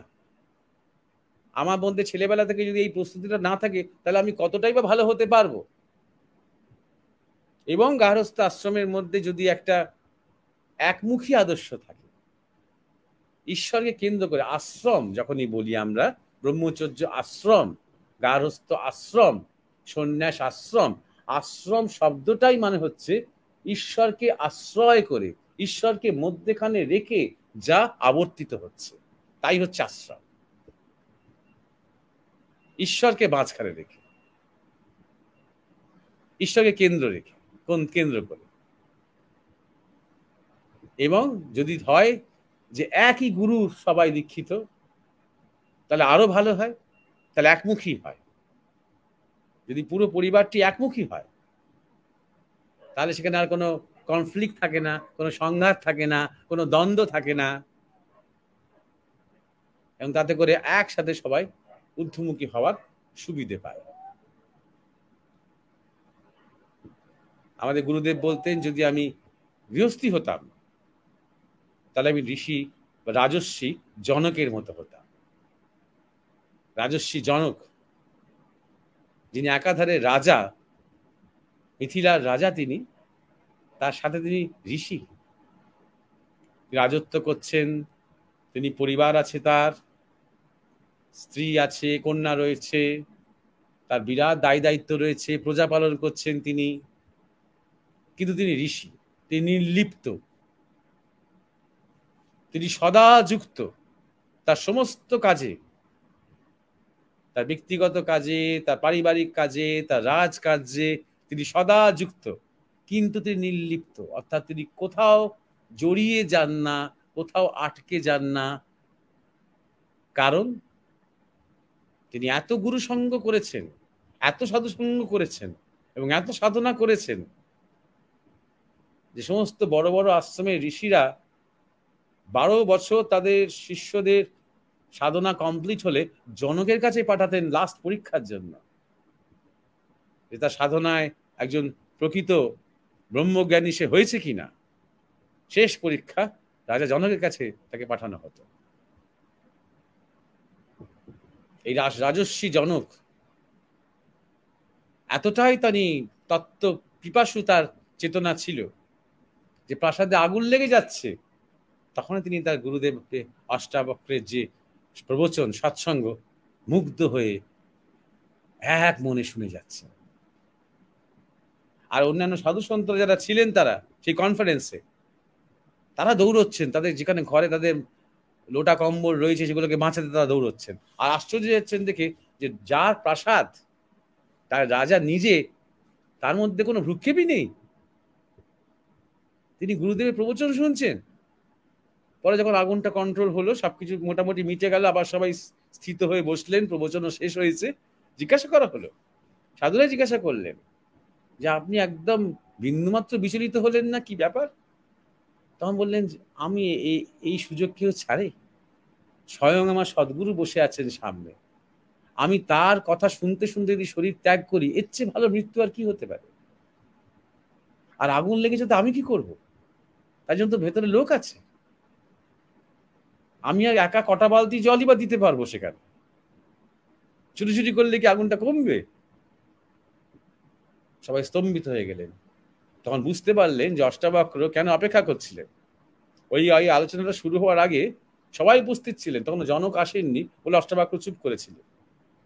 আর সাউদের মধ্যে একটা গুঞ্জন হচ্ছিল যে যেহেতু জনক রাজা একটু বেশি দক্ষিণা দেন, তাই তাকে বেশি গুরুত্ব দিচ্ছেন অষ্টাবক্র। অষ্টাবক্র কানে এসেছিল। এই ঘটনার পর অষ্টাবক্র তখন তাকিয়ে সবাই দিকে বললেন, এবার বুঝতে পেরেছিস আমি কেন অপেক্ষা করছিলাম? কারণ প্রকৃত জিজ্ঞাসুর জন্য, প্রকৃত শিষ্যের জন্য গুরু অপেক্ষা করে। যদি গৃহী হতে হয়, যদি গৃহস্থ আশ্রমের যদি কোনো আদর্শ থাকে, তিনি হচ্ছেন এইরকম রাজর্ষি জনক। তিনি কিন্তু রাজা, তিনি একজন রাজার জন্য তাকে যা যা করতে হয় তাই করে। কিন্তু এক্ষেত্রে পার্থক্যটা একটাই, যেমন ধরা যাক কেন রামরাজ্য বলা হয়, কারণ রামচন্দ্র যা যা করেছেন রাজা হয়ে, তিনি রাজ্যের জন্য করেছেন, তিনি পরের জন্য করেছেন, নিজের বিলাসিতার জন্য, নিজের শৌখিনতার জন্য তিনি কোনোদিন একটা কবরদক পর্যন্ত নেননি। এই জন্যই রামরাজ্য বলা হয়, এই জন্য এটা আইডিয়াল স্টেট বলা হয়, যা জনকের ক্ষেত্রেও তাই। তো তাই জন্য একজন গৃহস্থ আশ্রমিক যিনি, তার এটা খেয়াল রাখতে হবে যে সামনে উদ্দেশ্য ঈশ্বর, সামনে উদ্দেশ্য নিজের পূর্ণতা, এবং সেখানে আমরা আছি যারা স্বামী হোক, স্বামী এবং স্ত্রী, পিতা মাতা, সবাই সন্তান, সবাই সেই উদ্দেশ্যের দিকে আমরা ধাবিত হব।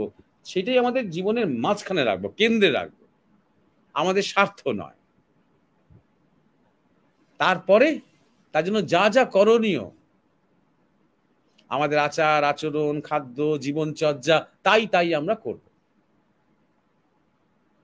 যাই হোক, এই বানেশ্বর দাস এবং শুভদীপ কর্মকার এই বিষয় নিয়ে যেটা আলোচনা হচ্ছে, মানে ছিল, জিজ্ঞাসা ছিল তাদের, এটা গার্হস্থ্য ধর্ম আজকের শীর্ষক, এটা নিয়ে এইটুকু আমার বলার ছিল। এবার উমেশ, তুমি। হ্যাঁ মহারাজ, আমরা শুনছিলাম আজকের কনটেক্সটে খুবই গুরুত্বপূর্ণ প্রতিটা আলোচনায়, এইটা তো বটেই। কারণ আমাদের এই ব্যর্থ অহমিকা আছে যে আমরা সন্তান কিভাবে মানুষ করব, আমরা দৃষ্টান্ত হয়ে উঠতে পারিনি বা চেষ্টা করিনি। সেই সমস্ত আমাদের যে ভ্রান্তিগুলো, সেই ভুলগুলো আপনি সুন্দরভাবে ধরিয়ে দিয়েছেন। মানুষকে সুরে ফিরতে গেলে জীবনযাপন, তার আদর্শ, তার হয়ে ওঠা কি করতে হবে, এবং শেষ পর্যন্ত একজন গৃহীর আদর্শ কি হবে, সবটাই আপনার আলোচনায় শুনলাম আমি। যেহেতু আমরা জানি অনুষ্ঠান আমাদের, হ্যাঁ মহারাজ বলুন। হ্যাঁ, দুজন জিজ্ঞাসা করেছে, অনিন্দ বণিক আর আরেকজন হচ্ছে এস বিশ্বাস, এই প্রসঙ্গে সাধনার এই দম্ভ যাবে কিভাবে, একজন জিজ্ঞাসা করেছে। আর একজন এস বিশ্বাস বলেছেন, আচ্ছা মহারাজ, ঈর্ষাকে কিভাবে জয় করা যায় নারী হিসেবে? এর নাথ, সাধনা দম্ভ, সাধনার উদ্দেশ্য কি? উদ্দেশ্য হচ্ছে চরম নিজেকে জানা পর্যন্ত। ঠাকুর রামকৃষ্ণ বলেছেন যে সাধক যেতে যেতে দেখবে একটা বিরাট একটা ঘর, সাংঘাতিক সোনা রূপো মণি মাণিক্য। সে বলবে এটা, বলে না রে এটা নয়, আরো এগিয়ে যাবে, আরো দেখবি যে আরো হিরে খনি বিরাট, হ্যাঁ যেন যেন স্বর্গ, এটা না না এটাও নয়। তারপর যখন সে আসলে পৌঁছবে তখন আর জিজ্ঞাসা করবে না এটা, আর জিজ্ঞাসা করবে না, সে তখন সেটা নিজেই সেটা, অর্থাৎ ডুয়ালিটিও থাকবে না, কোনো ঐশ্বর্যও থাকবে না সেখানে, কোনো কিছু প্রলোভিত করার মতন কিছু থাকবে না। একজন সাধক সেই গোলটাকে, সেই উদ্দেশ্যটাকে মাথায় রাখবে। তাই জন্য দম্ভ করার সময় তার মনে হবে কি নিয়ে দম্ভ করছি আমি? যদি আমি গুরুর সঙ্গে একটু বেশি পেয়ে থাকি, এটা আমার বাহাদুরি না তার কৃপা, নিজেকে জিজ্ঞাসা করবে। আমি তার সঙ্গ করেছি বটে, কিন্তু আমি নিজে সেই চরম তৃপ্তি, সেই চরম আনন্দ, সেই চরম পূর্ণতা পেয়েছি কি? একটু অন্তর্মুখী হলে, নিজের দিকে তাকালেই সে বুঝতে পারবে এই দম্ভ আমাকে সাজে না, এ মানায় না। একই ক্ষেত্রে নারী তার ঈর্ষা জয় করবে যখন দেখবে ছোট ছোট বিষয় নিয়ে সে যখন ঈর্ষা করছে, এইখানেই কি তার বৈশিষ্ট্য সীমাবদ্ধ? যে ও কত প্রশংসা পেল, সে কত সুন্দর, সে কত ফর্সা, অমুক কত রোগা, আর আমি কেন সেরকম নই, এইখানেই কি তার নারীত্ব সীমাবদ্ধ? নাকি তার নারীত্বের মধ্যে যে স্নেহ রয়েছে, যে মমতা রয়েছে, একটা বিরাট একটা প্রসারণের সম্ভাবনা রয়েছে। নারীর সম্ভাবনা হচ্ছে প্রসারণের, ইমোশনাল হার্ট। পুরুষের সম্ভাবনা হচ্ছে উত্তরণের। এই পুরুষের গতি হবে সোজা, একদম ভার্টিক্যাল মুভমেন্ট, চরম সত্যের দিকে। আর নারীর গতি হবে এরকম ডায়াগোনাল, প্রসারিত হতে হতে, সেই একটা একটা ঢেউয়ের মতন, আস্তে আস্তে ঢেউটা বড় হবে, রিপুলের মতন।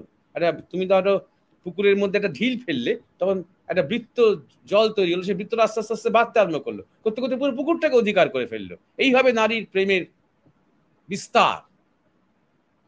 মা শারদা একটা সময় মা হতে চেয়েছিলেন, মানে বায়োলজিক্যাল কোনো সন্তানের মা হতে চেয়েছিলেন। ঠাকুর বলেছিলেন তাকে, তুই মা হতে চাইছো, দেখবে জগতে এত মানুষ একদিন তোমাকে মা বলবে যে তুমি তার কুল কিনারা করতে পারবে না। তা সেই জগৎ জননী হয়ে আজকে প্রকাশিত হয়েছে পুরো পৃথিবীর কাছে, কারণ তার ওই হৃদয়ের প্রকাশ হয়েছে। আমার একটিমাত্র সন্তানের মধ্যে, আমার একটিমাত্র কন্যার মধ্যে আমার পুরো মাতৃত্বটাই আমি যখন ঢেলে দিলাম, তখন কতটা তার কল্যাণ হলো সন্দেহ আছে। কল্যাণের থেকে তো অকল্যাণই বেশি হলো।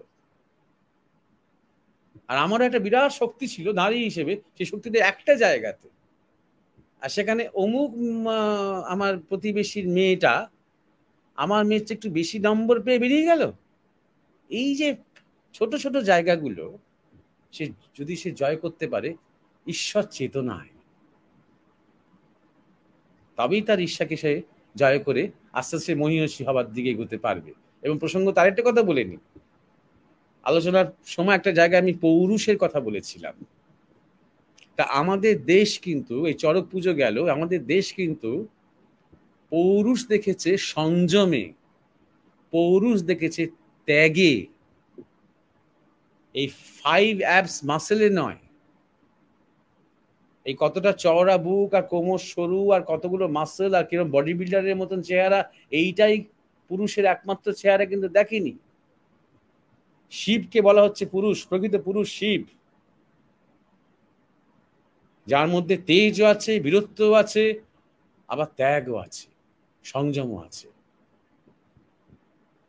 এবং সেখানে নারীর মাহাত্ম্য কি, অর্থাৎ সতী এবং পার্বতী, তার মাহাত্ম্য কি? তিনি একমাত্র সেই ত্যাগের যে প্রকাশ, সেই প্রকাশের পূজারী। তিনি জানেন এই ত্যাগকে, আর কেউ জানে না। আর সাধারণ কোন নারী এটাকে বুঝতে পারে না, ভাবে তো কিছু নেই, এ তো ভিখিরি, এ তো বাঘ ছেলের বসে থাকে, এ তো শ্মশানে থাকে, এর কি আছে, তো নগ্ন, কোথায় এর বাড়ি, কোথায় এর গাড়ি, কোথায় এর ডিগ্রি, এইভাবে দেখছে বেশিরভাগ মানুষ। একবার তো পার্বতী জানেন যে কোথায় শিবের শিবত্ব। যিনি জানেন, যে নারী জানেন যে ত্যাগী সুন্দর, সংযমী পুরুষ, সেই নারী সকল নারীর আদর্শ। তাই জন্য মানে যুবতী মেয়েরা যারা বিবাহ হয়নি এখনো, তারা শিবের মাথায় জল ঢালতে চায়। এই পৌরুষ খোঁজা উদ্দেশ্য, তার রিচুয়ালি করে এখন। এবং প্রত্যেকটা পুরুষের তাই জন্যে শিব হচ্ছেন আদর্শ। সে যেই হোক, সন্ন্যাসী হোক, গৃহস্থ হোক, ব্রহ্মচারী হোক, যেই হোক, এইটা খেয়াল রাখতে হবে। বিশেষ করে গার্হস্থ্য আশ্রমের ক্ষেত্রে এই কথাটা বলে নেওয়াটা খুব দরকার। হ্যাঁ উমেশ। খুব সুন্দর মহারাজ, আমি আর বিশেষ কিছু বলছি না, সবাই মুগ্ধ হয়েই শুনছে।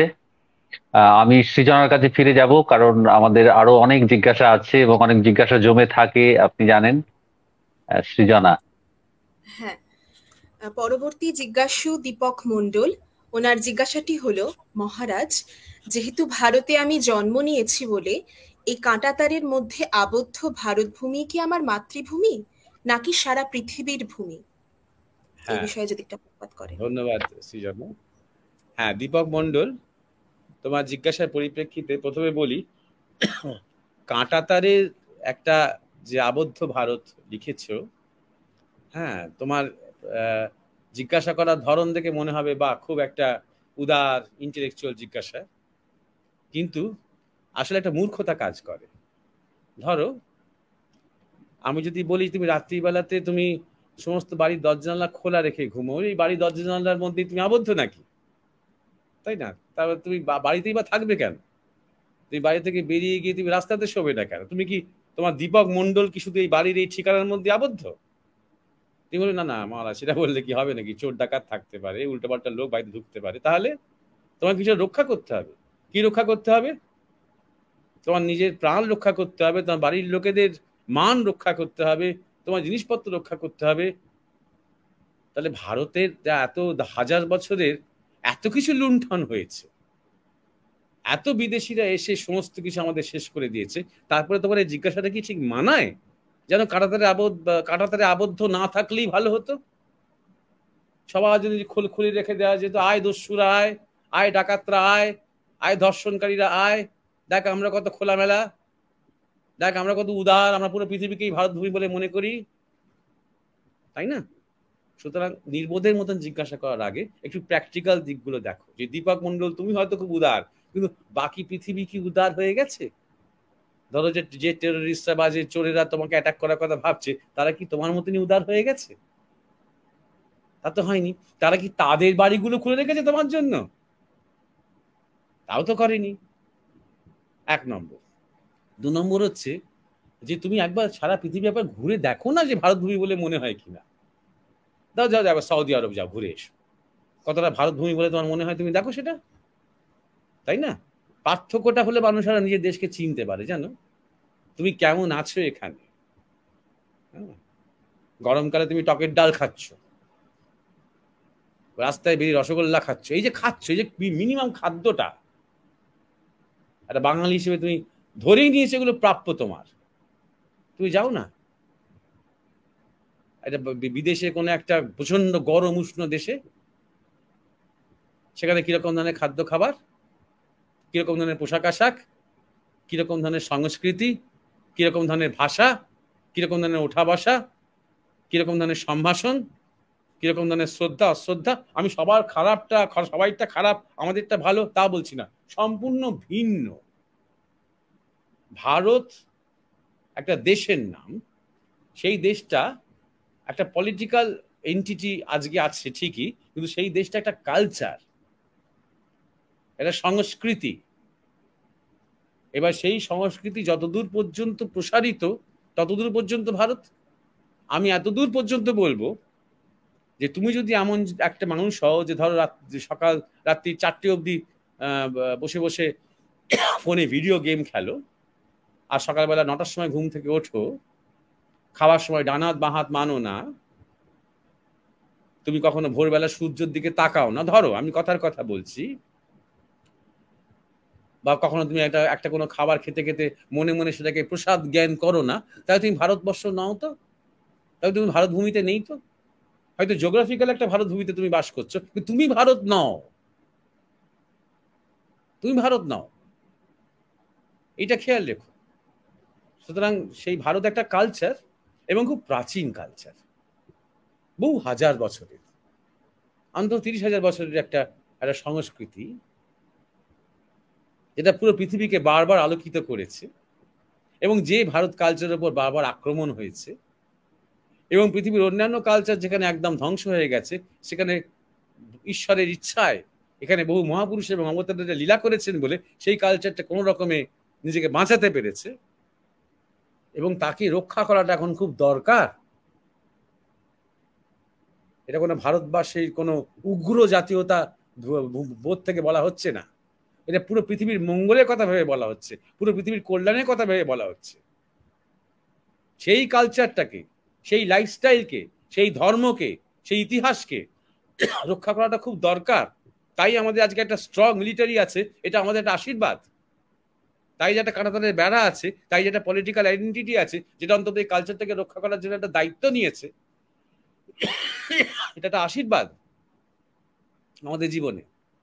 এবার যেদিন ধরো ভারতের কালচার আগামী কোনো কালে যদি আস্তে আস্তে আবার আগের মতন ছড়িয়ে পড়ে বিভিন্ন জায়গায়, ভারতীয় সংস্কৃতি, ভারতীয় জীবনবোধ, ভারতীয় ধর্মকে আবার যদি মানুষ, বিভিন্ন অঞ্চলের মানুষ আলিঙ্গন করতে আরম্ভ করে, তাহলে ধীরে ধীরে ধীরে ধীরে তুমি যেখানেই যাবে সেখানেই মনে হবে এটা ভারত।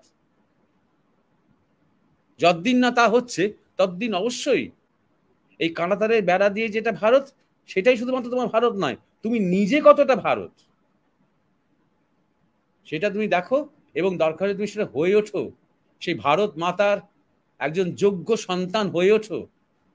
স্বামী বিবেকানন্দকে আদর্শ করো, শ্রী অরবিন্দকে আদর্শ করো, নেতাজি সুভাষ চন্দ্র বসুকে আদর্শ করো, নিজে একটা ভারত হয়ে ওঠো। আশা করি উত্তরটা পেয়েছো। এরপরের জিজ্ঞাসা। অসংখ্য ধন্যবাদ গুরুজি আপনাকে, যেভাবে আপনি আমার পাশাপাশি নবীন প্রজন্মকে উদ্বুদ্ধ করলেন যাতে খাঁটি ভারতীয়ত্ব আমাদের নিজেদের মধ্যে জাগে, আমরা যাতে আমাদের নিজস্ব দেশীয় সংস্কৃতির প্রতি শ্রদ্ধাশীল হতে পারি এবং তার গর্বে গর্বিত হতে পারি, এবং এরকম একটি একটি করে যদি আমাদের নিজেদের মধ্যে আমরা সেই চেতনার জাগরণ ঘটতে পারি স্বভাবের উৎকর্ষতার মাধ্যমে, তাহলে ভারতবোধ সামগ্রিকভাবে জাগবে। অসংখ্য ধন্যবাদ আপনাকে এত সুন্দর একটি আলোচনা আমাদের সামনে উপস্থাপিত করার জন্য। আর বিলম্ব না করে আমি উমেশ দাকে অনুরোধ করব পরবর্তী জিজ্ঞাসাটি রাখার জন্য। হ্যাঁ সৃজনা, পরের জিজ্ঞাসু সঞ্জিত সোম, উনি জানতে চেয়েছেন, মহারাজ আমার সশ্রদ্ধ প্রণাম নেবেন।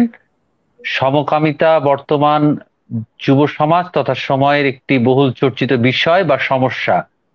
এই বিষয়ের উপর আলোকপাত করে আপনি যদি একটি বক্তব্য রাখেন, আধ্যাত্মিক পথিকের মাঝে যদি এই প্রবণতা থাকে তাহলে সে কিভাবে এটা কাটিয়ে উঠতে পারবে, জানতে চেয়েছেন সঞ্জিত সোম। ধন্যবাদ উমেশ। সঞ্জিত সোম লিখেছেন আপনি, সমকামিতা বর্তমান যুব সমাজ তথা সময়ের একটি বহুল চর্চিত বিষয় বা সমস্যা। আমার তো তা মনে হয় না, বহুকাল থেকেই সমকামিতা আছে। বর্তমান যেটা সমস্যা সেটা হয়তো আপনার অত খেয়াল রাখেননি, বা আপনি হয়তো খোঁজ খবর রাখেন না। সেটা হচ্ছে রূপান্তরকামিতা, ট্রান্সজেন্ডারিজম, অর্থাৎ ছেলেরা ছোটবেলা থেকেই মেয়ে হতে চাইছে, মেয়েরা ছোটবেলা থেকে ছেলে হতে চাইছে, তার জন্য গাঁদাগুচ্ছ ওষুধ খাচ্ছে, অনেকগুলো অপারেশন করছে, এবং একটা বিরাট একটা সেটা একটা মানে মেডিকেল ইন্ডাস্ট্রি একটা বিরাট একটা প্রফিট হচ্ছে। এইটা বরং এখন বেশি চর্চিত এবং বেশি একটা বড় সমস্যার আকার ধারণ করেছে। আমাদের দেশে এটা ঢুকছে এখন বিভিন্ন জায়গাতে, কারণ যা কিছু বিদেশে হয়, যা কিছু what America things today India things tomorrow, সেটা হচ্ছে এখন। তো সেই চারদিকে সেটাই হচ্ছে, সেটা বেশি গুরুত্বপূর্ণ। আর সমকামিতা নিয়ে চর্চা অনেকদিন থেকেই হচ্ছে। অস্কার ওয়াইল্ড নিজেকে সমকামী যখন ডিক্লেয়ার করেন, তখন অস্কার ওয়াইল্ড তার সাথে এটাও বলেন যে পৃথিবীতে যত অশান্তি ঘটিয়েছে সব, মানে যারা আপনারা নিজেদেরকে স্ট্রেট বা নর্মাল বলে মনে করেন, সমকামীরা কখনো বিশ্বযুদ্ধ ঘটায়নি, সমকামীরা কখনো উচ্ছৃঙ্খল কিছু করেনি, অর্থাৎ সমকামীদের মধ্যে অপরাধ প্রবণতা কম, ইত্যাদি ইত্যাদি। অস্কার ওয়াইল্ড অনেক কিছু পয়েন্ট দিয়েছেন। তারপর থেকে সমকামিতা একটা আন্দোলন হয়ে ওঠে। এবার সমকামিতা পৃথিবীতে ছিল কি ছিল না, এটা হচ্ছে প্রথম প্রশ্ন, তাই তো? বা আছে কি নেই, এটা ন্যাচারাল না আনন্যাচারাল, এটা একটা বিরাট একটা প্রশ্ন। ঠিক আছে, এই প্রসঙ্গে বলি, মোটামুটি আমাদের প্রকৃতিতে দেখা যায় ১,৫০০ প্রাণীর প্রজাতির মধ্যে সমকামিতা কম বেশি দেখা যায়, এবং সেটা নানা রকমের তার রূপ আছে। এক ধরনের পেয়ারিং হওয়া, বন্ডিং হওয়া, যৌন আদান প্রদান অতটা না থাকলেও হয়তো কোনো একটা নর্মাল পেয়ারের, নর্মাল একটা যুগলের একজন হয়তো মরে গেছে, তখন দুটো ছেলে মিলে বা দুটো মেয়ে মিলে বাচ্চাদেরকে বড় করে তুলছে, এরকম ভাবে একটা পেয়ার বন্ডিং এর ধরনের সমকামিতা চিহ্ন মাঝে মাঝে দেখা গেছে। এবং সমকামিতা মনুষ্য সমাজেও চিরকালই ছিল, তবে বেড়েছে। কোন সময় বেড়েছে? যখন মানুষের সমাজের মধ্যে কিছু কিছু জটিলতা এসেছে। যেমন ধরা যাক, জাহাজ যাচ্ছে, সমুদ্রে পাড়ি দিচ্ছে অনেক দিন ধরে, মাসের পর মাস, বছরের পর বছর, এবং অন্যান্য জাহাজের সাথে যুদ্ধ করছে, লড়াই করছে, অনেকে মারা যাচ্ছে। শুধু সেই জাহাজে শুধু হয়তো ৫০০ জন পুরুষ নাবিক, তারা নারী সঙ্গ পায় না, তাদের মধ্যে হয়তো দেখা যাচ্ছে সমকামিতা শুরু হচ্ছে। এটা একটা চিত্র। আবার ধরা যাক, কোথাও হয়তো আমাদের দেশের মতনই হয়তো জায়গাতে, কোথাও হয়তো বাদশাহ দেশের কিংবা মানসাবদার বড় বড় পদে যারা রয়েছেন, তাদের হয়তো ১০ জন ১২ জন করে বেগম বা বিবি, এবং আরও হয়তো ১,০০০ ২,০০০ রক্ষিতা বিভিন্ন জায়গা থেকে তুলে আনছেন তারা, হয়তো অন্যান্য ধর্মমতে সেই সমস্ত পরিবারের মেয়েদের তুলে আনছেন, তুলে এসে রেখে দিচ্ছেন, এবং হয়তো একবার দুবার তাদের সাথে মানে সঙ্গ সহবাস করেছেন, বাদ বাকি সময় তারা পড়েই থাকছেন একা একা। তিনি তার প্রিয় বেগমের কাছে হয়তো আপাতত যাচ্ছেন। তাহলে বাকি যে এতজন কয়েকশো রয়েছে, তখন তাদের মধ্যে যেহেতু তারা সেরকম ধরনের সঙ্গ পাচ্ছেন না, তাদের জীবনে কোনো পুরুষ নেই, কিছু হয়তো খোঁজা করে রাখা হিজড়েদের দিয়ে সেখানে তারা সিকিউরিটির কাজ করছে, তখন এই মেয়েতে মেয়েতে নারীতে নারীতে একটা সমকামিতার টেন্ডেন্সি আরম্ভ হয়েছে। কারণ শরীরের তো একটা জ্বালা রয়েছেই, আর শরীর মাত্রই শরীরকে স্পর্শ করতে চায়, এটা বন্ধুদের মধ্যেও হয়, এগুলো খুব স্বাভাবিক। বন্ধুত্বের স্পর্শকেও আজকাল লোকে সমকামিতা বলে উপহাস করতে আরম্ভ করে। যাই হোক, এটা হয়। তারপর ধরুন, এটা উদাহরণ দিচ্ছি। তারপরে ধরা যাক হস্টেল লাইফ, ১২ বছরের ব্রহ্মচর্য জীবন, সেটা অন্যরকম। সেখানে হয়তো শুধু ছেলেদের ব্রহ্মচর্য, কিন্তু সেটা পরিবেশটা অন্যরকম, উদার উন্মুক্ত প্রকৃতির মধ্যে খোলা মেলা, সেখানে চাষবাস থেকে শুরু করে গোপালন, নানা রকমের কাজ করতে করতে বড়রা ছোটরা একসাথে সেখানে সেই আশ্রমটি চালাচ্ছে। হ্যাঁ, মেয়েদের জায়গা হলেও সেটা প্রকৃতির কোলে, প্রকৃতি অনেক কিছু হজম করে নিতে পারে, অনেক বিকার। কিন্তু হস্টেল লাইফটা আলাদা, সেখানে ছেলে মেয়েদের কোনো দায়িত্ব নিতে হয় না, শুধু পড়াশোনা করো, খাও, স্কুলে যাও, পড়াশোনা করো, খাও, ওই ৪জন করে এক একটা ঘরের মধ্যে বদ্ধ হয়ে আছে। ওই জীবনে হস্টেল লাইফে সেখানেও দেখা যায় ছেলেদের মধ্যে এবং মেয়েদের মধ্যে সমকামিতা টেন্ডেন্সি এসে যায়। অর্থাৎ আমাদের জীবন এবং জীবনের চলনের মধ্যে যখনই কিছু অস্বাভাবিকতা এসেছে, যখনই আমরা ব্যারিকেড তৈরি করেছি, যখনই আমরা একই লিঙ্গর মানুষকে এক জায়গাতে দীর্ঘদিন আটকে রেখেছি, তখন সমকামিতার টেন্ডেন্সি বেশি দেখা গেছে। এইটাই আমার মানে গুরুত্বপূর্ণ বলার। আরও একটা জিনিস আছে সমকামিতার মধ্যে, সেটা হচ্ছে আমি নিজেকে কি ভাবছি, সেইটা খুব গুরুত্বপূর্ণ। ধরা যাক একটা ছেলে, সে আজকে নাচ শিখতে আরম্ভ করলো, এবার নাচতে নাচতে সে হয়তো ওই যে নাচের মধ্যে নারীর আরতি রয়েছে, সেই নাচে সে হয়তো বেশি অংশগ্রহণ করছে, সে হয়তো রাধার ভূমিকায়, কিংবা রাধার হয়তো সখীর ভূমিকায়, কিংবা মীরার ভূমিকায় সে হয়তো বেশি নাচছে, অভিনয় করছে। করতে করতে নিজেকে নারী ভাবতে ভাবতে বহুকাল, কয়েক বছর পরে তার চলন বলনের মধ্যে একটা নারী সুলভ বৈশিষ্ট্য ফুটে উঠতে আরম্ভ করলো। এবং তারপরে তার আর একজন পুরুষ হয়ে যে একজন নারীর সাথে তার বিবাহ হওয়া দরকার, সেটার জন্য সে আর প্রস্তুত নয়, সেটা তার রুচিতে লাগছে, ভালো লাগছে না খুব একটা। এইরকম আমরা দেখেছি। অর্থাৎ আমার মনকে পাল্টালেও আমার শরীরটাকে পাল্টে দেওয়া যায়, এটাও হয়। আবার উল্টোটাও হয়, একজন নারী যদি সারাক্ষণ নিজেকে ছেলে ছেলে ছেলে ছেলে ভাবতে আরম্ভ করে, অনেক সময় মা বাবারা যারা ছেলে চেয়েছিলেন তাদের হয়তো ছেলে হয়নি বলে মেয়ে হয়েছে, তখন তাদের ছেলেদের মতন পোশাক পরিয়ে, ছেলেদের মতন অ্যাক্টিভিটি করিয়ে, ছেলেদের মতন তাদেরকে মোটরসাইকেল চালানো, প্যান্ট পরানো, ছোট চুল কাটা করে করে করে করে তাদের একটা ছেলে ছেলে ভাবনায় তাদেরকে বড় করে, তাদের মধ্যেও একটা ছেলে ছেলে টেন্ডেন্সি হয়তো এসে গেছে। এবং তখন তার মধ্যে একটা সমকামিতার ব্যাপার চলে এসেছে হয়তো, আর একটা মেয়েকে তার বেশি ভালো লাগছে, এইরকম ধরনের হয়। কিন্তু তার সাথে আমি আবার এটাও দেখেছি যে যখন কোনো সমকামিতার সম্পর্ক আমি চোখের সামনে দেখছি, দুটি ছেলে একে অপরের প্রতি অনুরক্ত, বা দুটি মেয়ে একে অপরের প্রতি অনুরক্ত, তখন লক্ষ্য করছি যে দুজনে কিন্তু একজন ক্লাসিক পুরুষের রোলটা করছে, আর আরেকজন ক্লাসিক মেয়েটার রোলটা করছে, নারীর রোলটা করছে। একজন হয়তো ঘরে আছে, সে ঘরকন্যার কাজ করছে, একটু পরিষ্কার পরিচ্ছন্ন করছে, একটু রান্না করে রাখছে, অন্যজন কাজ করে ফিরছে, হ্যাঁ, দুজনে মিলে একসাথে খাচ্ছে, টিভি দেখছে, টিপিক্যাল। অর্থাৎ সেই ক্ষেত্রে করে ন্যাচারাল কিন্তু বলা যাবে না, কারণ দুজনের একজন কিন্তু নিজেকে একটা পুরুষ চরিত্রে নিয়ে এসেছে, আরেকজন নিজেকে নারীর চরিত্র নিয়ে এসেছে। অর্থাৎ নেচার কি, নেচার হচ্ছে একটা ঘরণী আর একটা যে বাইরে কাজ করছে এবং ফিরে আসছে, এই যে নেচারটা, এই নেচারটাই কিন্তু ফলো করছে। একই লিঙ্গ হলেও দুই লিঙ্গের ভূমিকা পালন করছে, এই দিকটাও রয়েছে। এবার সঞ্জিত সোমের আপনার জিজ্ঞাসার উত্তরে বা মীমাংসায় আমি যে কথাগুলো বলছিলাম একটু আগে, ধরা যাক কীর্তন গান, আমরা খুব দেখেছি এটা, একজন কীর্তন গাইছে, সে ওই সখী ভাবের গান গাইতে গাইতে গাইতে গাইতে তার চলা বলা হাতের মুদ্রার মধ্যে নারী ভাব এত এসে গেছে যে তার শরীরে পর্যন্ত নারীত্বের লক্ষণ ফুটে উঠেছে। এরকম দেখেছি যেহেতু, সুতরাং মনের যে কত ক্ষমতা, আমি নিজেকে যা ভাবছি আস্তে আস্তে সেটা হয়ে ওঠা। আমি যদি নিজেকে সারাক্ষণ রুগী রুগী রুগী রুগী ভাবি, তাহলে আমি সত্যি সত্যি রুগী হয়ে যাব। আর নিজেকে যদি আমি ভাবি না আমি সুস্থ, যা হয়েছে ঠিক আছে, একটু ব্যথা আছে, যন্ত্রণা আছে, জ্বর আছে, আমি সুস্থ, যদি ভাবি আস্তে আস্তে খুব তাড়াতাড়ি সুস্থ হয়ে উঠবো। মনের যে ভয়ঙ্কর শক্তি, এই শক্তিটা দিয়েই কিন্তু আধ্যাত্মিক পথে এই সমস্ত বাধাগুলো, যদি বাধা বলে কেউ মনে করে, এটাকে অতিক্রম করা যায়। এটা আলাদা করে একটা বিরাট কিছু একটা ব্যাপার নয়। বা কেউ যদি সমকামীর প্রবণতা থাকে, তাতে করে তার আধ্যাত্মিক পথে এগোতে তেমন কিছু সমস্যা তার হবে না, তার মতন করে সে এগোতে পারবে।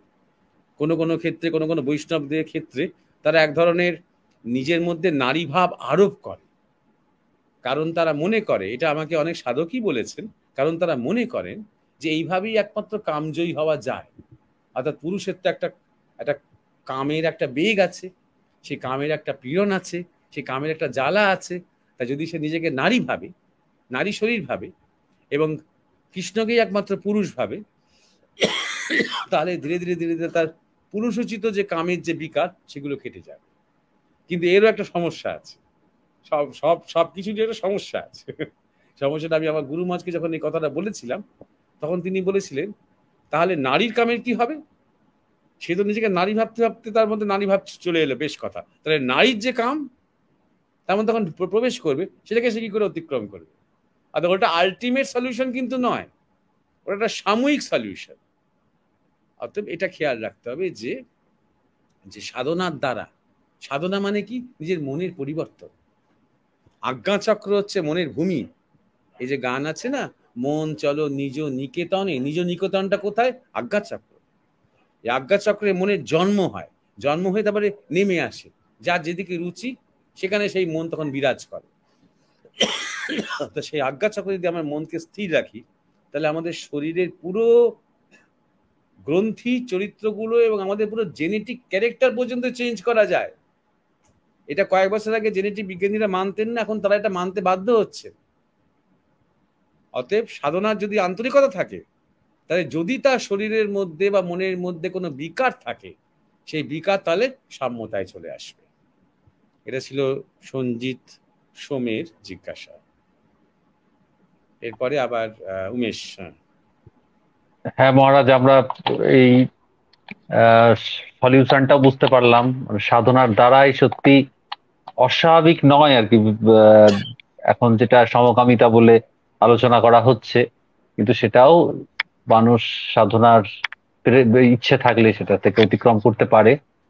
এরপরে সৃজনা, পরের যে জিজ্ঞাসা আছে সেটা যদি তুমি রাখো। অবশ্যই উমেশদা। পরবর্তী জিজ্ঞাসু বানেশ্বর দাস।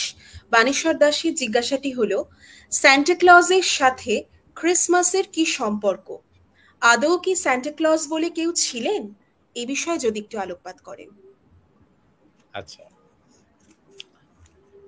সান্টা ক্লজের আমরা এখন যে চেহারাটা দেখি, যে একটা বেশ হাসি খুশি মজার একটা বুড়ো, সাদা দাড়ি, লাল একটা স্যুট পরে আছে, মাথাটা লাল এরকম টুপি পরে আছে, তার পেছনে একটা ওই ফিতে, তার পেছনে আবার বল মতন রয়েছে, এবং সে ক্রিসমাস ইভ মানে ঠিক 25 ডিসেম্বরের আগের দিন রাত্রির বেলা, ক্রিসমাস ইভ, সেই সময় সে নানা রকম উপহার নিয়ে আসে বাচ্চাদের জন্য, মোজার মধ্যে পুরে। আর সেই উপহারগুলো সে বাচ্চাদের বালিশের তলায় তলায় রেখে দিয়ে চলে যায়। পরদিন সকালবেলা বাচ্চারা উঠে দেখে বালিশের তলা থেকে, আরে সাংঘাতিক সব গিফট রয়েছে, সান্টা ক্লজ দিয়েছে।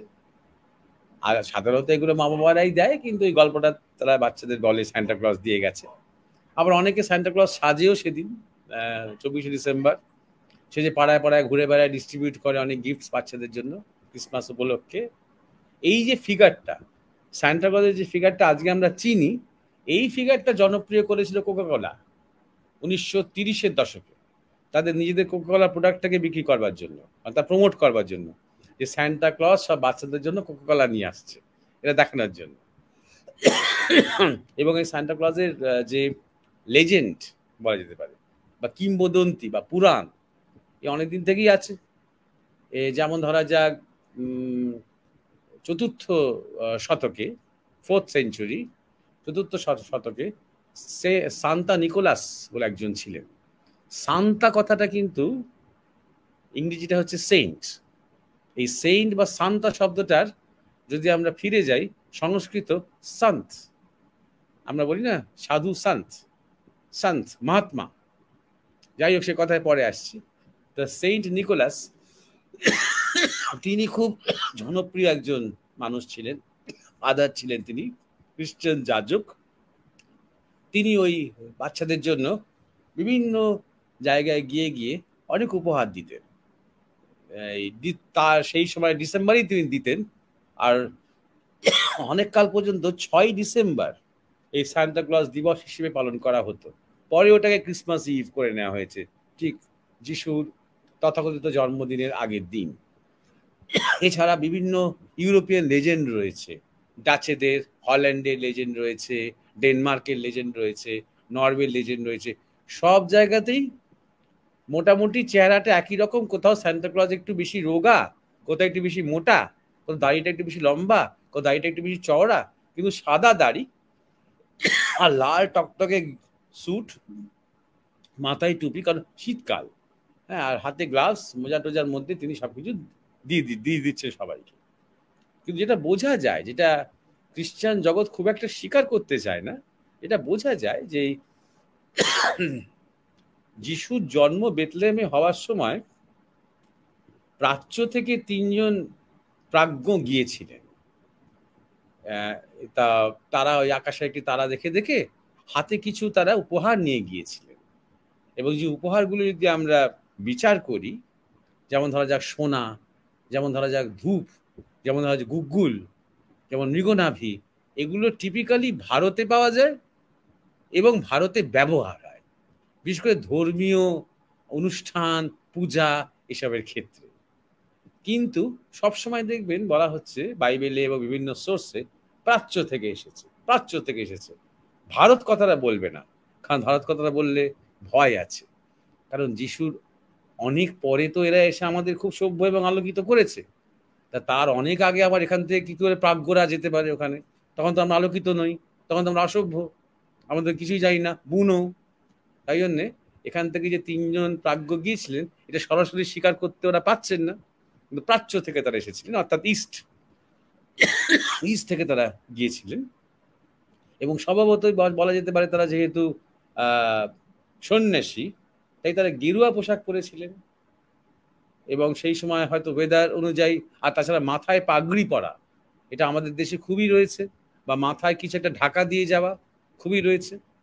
তো সম্ভবত সেই লেজেন্ডটা তৈরি করেই, যেহেতু বেবি, একটা বাচ্চা নবজাতকের জন্য তারা নিয়ে গিয়েছিলেন এবং প্রণাম জানিয়েছিলেন, তাই সেই লেজেন্ডটাকে তৈরি করেই মনে হয় সান্টা ক্লজ, সন্ত, সেটা একটা ভারতীয় শব্দ, সান্টা ক্লজের এই উপকথাটি তৈরি হয়েছে। হ্যাঁ, এবারে সৃজনা। খুবই ভালো লাগলো, যেরকম আচার্য জগদীশ চন্দ্র বসুর লেখা প্রবন্ধ পড়েছিলাম ছোটবেলায় ভাগীরথীর উৎস সন্ধানে, তো সেই রকমই স্যান্টার উৎস সন্ধান করতে গিয়ে যেভাবে সন্ত অর্থাৎ ভারত ভূমির সাথে আপনি তার সংযোগ সূত্র স্থাপন করলেন, অসাধারণ লাগলো। এই যে মেলবন্ধন সেতুর মতো আপনি করলেন সেটিকে দেখে। আর বিলম্ব না করে আমি উমেশদাকে অনুরোধ করব পরবর্তী জিজ্ঞাসাটি রাখার জন্য। হ্যাঁ মহারাজ, এরপরে জিজ্ঞাসা রেখেছেন নেচার লাভ।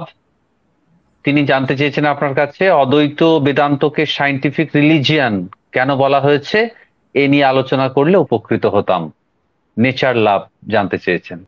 নেচার লাভ, প্রথমেই আমি তোমাকে বলি যে যারা সায়েন্টিফিক রিলিজিয়ান বলছে তারা এটা ভালো বলতে পারবে, কারণ সায়েন্স যে কি, মানে সায়েন্স মানে যে কি, সেটা আমার মনে হয় যে সায়েন্টিস্টরা যে খুব একটা সেটা নিয়ে খুব মানে নিশ্চিত নন যে, এবং আমিও আর সায়েন্স বলতে তুমি কি বলবে, তুমি কাকে ডিফাইন করবে সায়েন্স বলে? সুতরাং সায়েন্টিফিক রিলিজিয়ান বলে যেন খুব প্রশংসা করা হলো, কিন্তু আমরা কি সেটাকে খুব একটা প্রশংসিত হলাম? আমাদের অদ্বৈত বেদান্তে খুব মানে বিশ্বাস করি বা অদ্বৈত বেদান্ত নিয়ে চলার চেষ্টা করি, প্রশংসিত হলাম বলে কি আমরা এগোবো? খুব সায়েন্টিফিক বললেই সেটা খুব ভালো বলা হলো, আর যেটার ইমাজিনেটিভ বললেই সেটা খুব মন্দ বলা হলো। সেই এই সংস্কারের মধ্যে আটকে না থাকাই ভালো। আর অ্যালবার্ট আইনস্টাইন, তাকে নিশ্চয়ই সবাই স্বীকার করবেন, একজন খুব বড় সায়েন্টিস্ট, তিনি বলেছেন একজন বিজ্ঞান পিপাসুর সবচেয়ে দরকার যেটা বেশি, সেটা হচ্ছে ইমাজিনেশন, অর্থাৎ কল্পনা শক্তি। কল্পনা শক্তি না থাকলে কিচ্ছু হবে না। এবং তাই জন্য দেখবি আজকে আমাদের শিক্ষা ব্যবস্থাটা এমনই যে কোনো কল্পনা শক্তি কোনো প্রশ্রয় দেওয়াই হয় না, যাতে করে আমাদের স্বকীয়তা তৈরি না হয়, যাতে করে আমাদের নিজস্বতার বিকাশ না হয়, যাতে অবাস্তব কিছুটা কল্পনা হয়তো করছি, কিন্তু সে অবাস্তবের পেছনে দৌড়তে গিয়ে কিছু অসাধারণ কিছু সূত্র হয়তো বেরিয়ে আসবে, যাতে সেটা না হয়। বুঝতে পারছো? অতএব একদিন ধরে তো আমরা যুক্তিবাদীরা মানে প্রচন্ড সাইন্টিফিক আর ভাববাদীরা প্রচন্ড আনসাইন্টিফিক এই কথা বলে এসেছি। তো সুতরাং আজকে শুধু অদ্বৈত বেদান্ত সাইন্টিফিক, আর তাহলে কোনটা সাইন্টিফিক নয়? তাহলে কি ভক্তি সাইন্টিফিক নয়? নাকি ভক্তি বেদান্তের বাইরে? তাই না?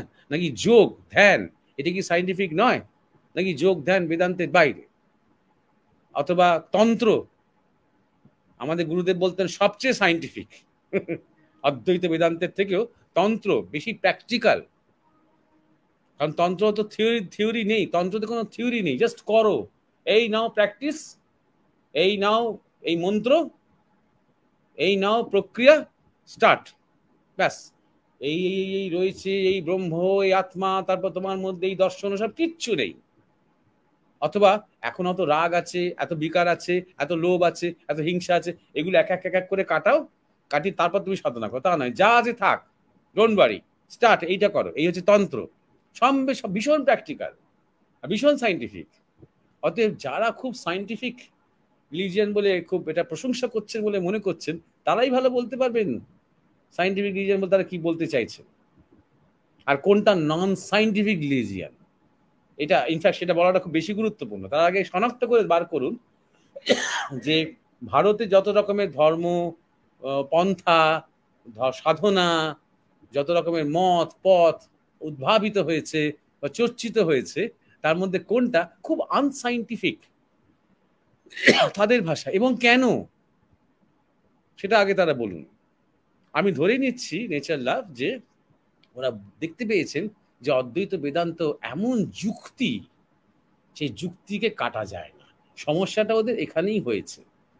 যেহেতু আমি যদি বলি যে কৃষ্ণ তিনি সুদর্শন চক্র দিয়ে মানে আকাশে সূর্য ঢেকে দিলেন, এটা নানা রকম তথাকথিত প্র্যাকটিক্যাল আজকের যেটুকু আমাদের সায়েন্সের জ্ঞান রয়েছে সেইটা দিয়ে এইসব যুক্তি টুক্তিরা কাটতে পারবেন হয়তো। কিন্তু হনুমান এক লাফে একদম সোজা চলে গেলেন শ্রীলঙ্কাতে। এটা যারা আমরা অষ্টসিদ্ধি নিয়ে আলোচনা করেছি বা বুঝি, অন্তত সেগুলো একটা আইডিয়া করতে পারি, সেটা অনেকের সেটা একটা অসম্ভব অযৌক্তিক বলে মনে হবে। কিন্তু অদ্বৈত বেদান্তের যে যুক্তি, অদ্বৈত বেদান্তের যুক্তি মানে কি? অদ্বৈত মানে কি? যেখানে দ্বৈততা নেই। যেখানে দ্বৈততা নেই সেটা কি এক নাকি সেটা শূন্য? সেটা উজ্জ্ব এই প্রশ্নটা। এখানে এক বলাই হচ্ছে না, দ্বৈত অদ্বৈত, অর্থাৎ দ্বৈততা নেই, ব্যাস। সেটা এক না শূন্য ইররেলিভেন্ট, সেটা বলার কে আছে? ধরো এক, সে একটা বলার কে আছে? ধরো শূন্য, সেই শূন্যটাই বা বলার কে আছে? শূন্য তো। এবং সেইখান থেকেই সব প্রকাশ।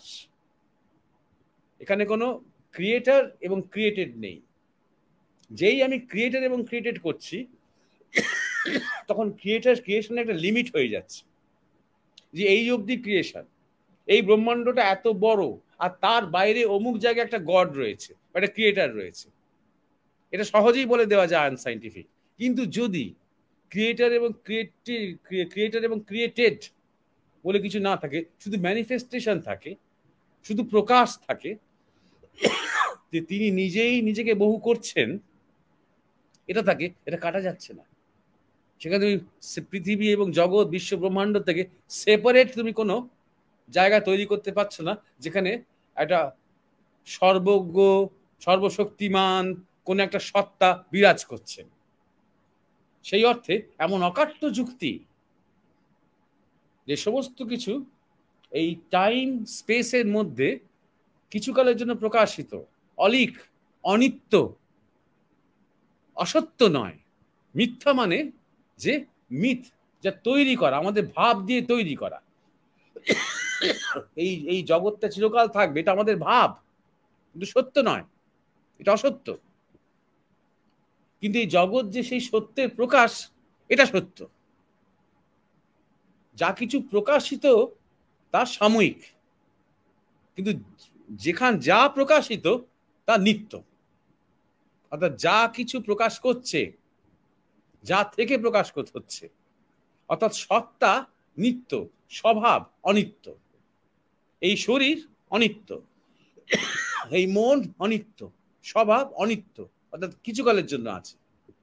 কিন্তু শরীর এবং স্বভাবের অন্তরালে যে সত্তা, সাক্ষী, দ্রষ্টা, তিনি নিত্য, শাশ্বত, বর্তমান, চিরবর্তমান, নিত্য বর্তমান। এই হচ্ছে অদ্বৈত বেদান্তের যুক্তি। কাটো এটাকে, কেউ পারবে না কাটতে। এই জন্যই সায়েন্টিফিক রিলিজিয়ন বলা হচ্ছে, যুক্তিতে পেরে ওঠেনি। অদ্বৈত বেদান্তের যুক্তি তাতে পেরে ওঠেনি, এই জন্য সায়েন্টিফিক রিলিজিয়ন বলা হয়েছে। আদারওয়াইজ, এছাড়া যারা সায়েন্টিফিক রিলিজিয়ন বলছেন, তারা রিলিজিয়ন সম্বন্ধে খুব একটা কিছু জানেন না, তাদের সায়েন্স নিয়ে অতটা ধারণা নেই। যাই হোক, অনেক কথা হলো, তাহলে এখন শেষ করার সময় হয়েছে। হ্যাঁ মহারাজ, আমরা শুনলাম এই ব্যাখ্যা। জড়বিজ্ঞানবাদীরা যারা ধীরে ধীরে আর কি বিজ্ঞানের ইউজার্স হয়ে যাচ্ছে, আপনি একটি আলোচনায় জানিয়েছিলেন আমাদের, তারা এরকম আর কি মাঝে মধ্যে ভ্রান্ত কথা বলে থাকেন। যাই হোক মহারাজ, শেষের দিকে আমরা চলে এসেছি। আমরা যাদের জিজ্ঞাসা নিতে পারলাম না, তারা হচ্ছেন আপনারা জাগ্রত মন্দির এবং কৃপা মহারাজের আগের যে দুটো অনুষ্ঠান, সেখানে আপনারা জিজ্ঞাসা রেখেছিলেন। তারা হলেন অভিষেক মুখোপাধ্যায়, সব্যসাচী অর্ক, অরিজিৎ দত্ত, স্কুল লাইফ। আপনাদের কাছে বিনম্র নিবেদন, আপনারা যুক্ত থাকবেন। মহারাজ সবার জিজ্ঞাসার মীমাংসা করে থাকেন এবং দীর্ঘ 50 পর্ব জুড়ে সেটাই চলছে। আজকে জিজ্ঞাসা দিয়েই আমরা পরের দিনের অনুষ্ঠান শুরু করব। একদম মহারাজ, আপনাদের যাদের নাম ঘোষণা হলো, আপনাদের জিজ্ঞাসা দিয়েই আমরা এর পরের অনুষ্ঠান পরের সপ্তাহে শুরু করব। মহারাজকে প্রণাম জানাই, কৃতজ্ঞতা জানাই। মহারাজ একটু শেষে, আপনারাও সবাই লক্ষ্য করলেন, কাঁপছিলেন, একটু শারীরিকভাবে হয়তো একটু অসুস্থ আছেন। আমরা সবাই কামনা করি মহারাজ দীর্ঘদিন কথা বলুন, ভালো থাকুন। সমস্ত দর্শককে শুভরাত্রি জানিয়ে আজকের অনুষ্ঠান শেষ করছি।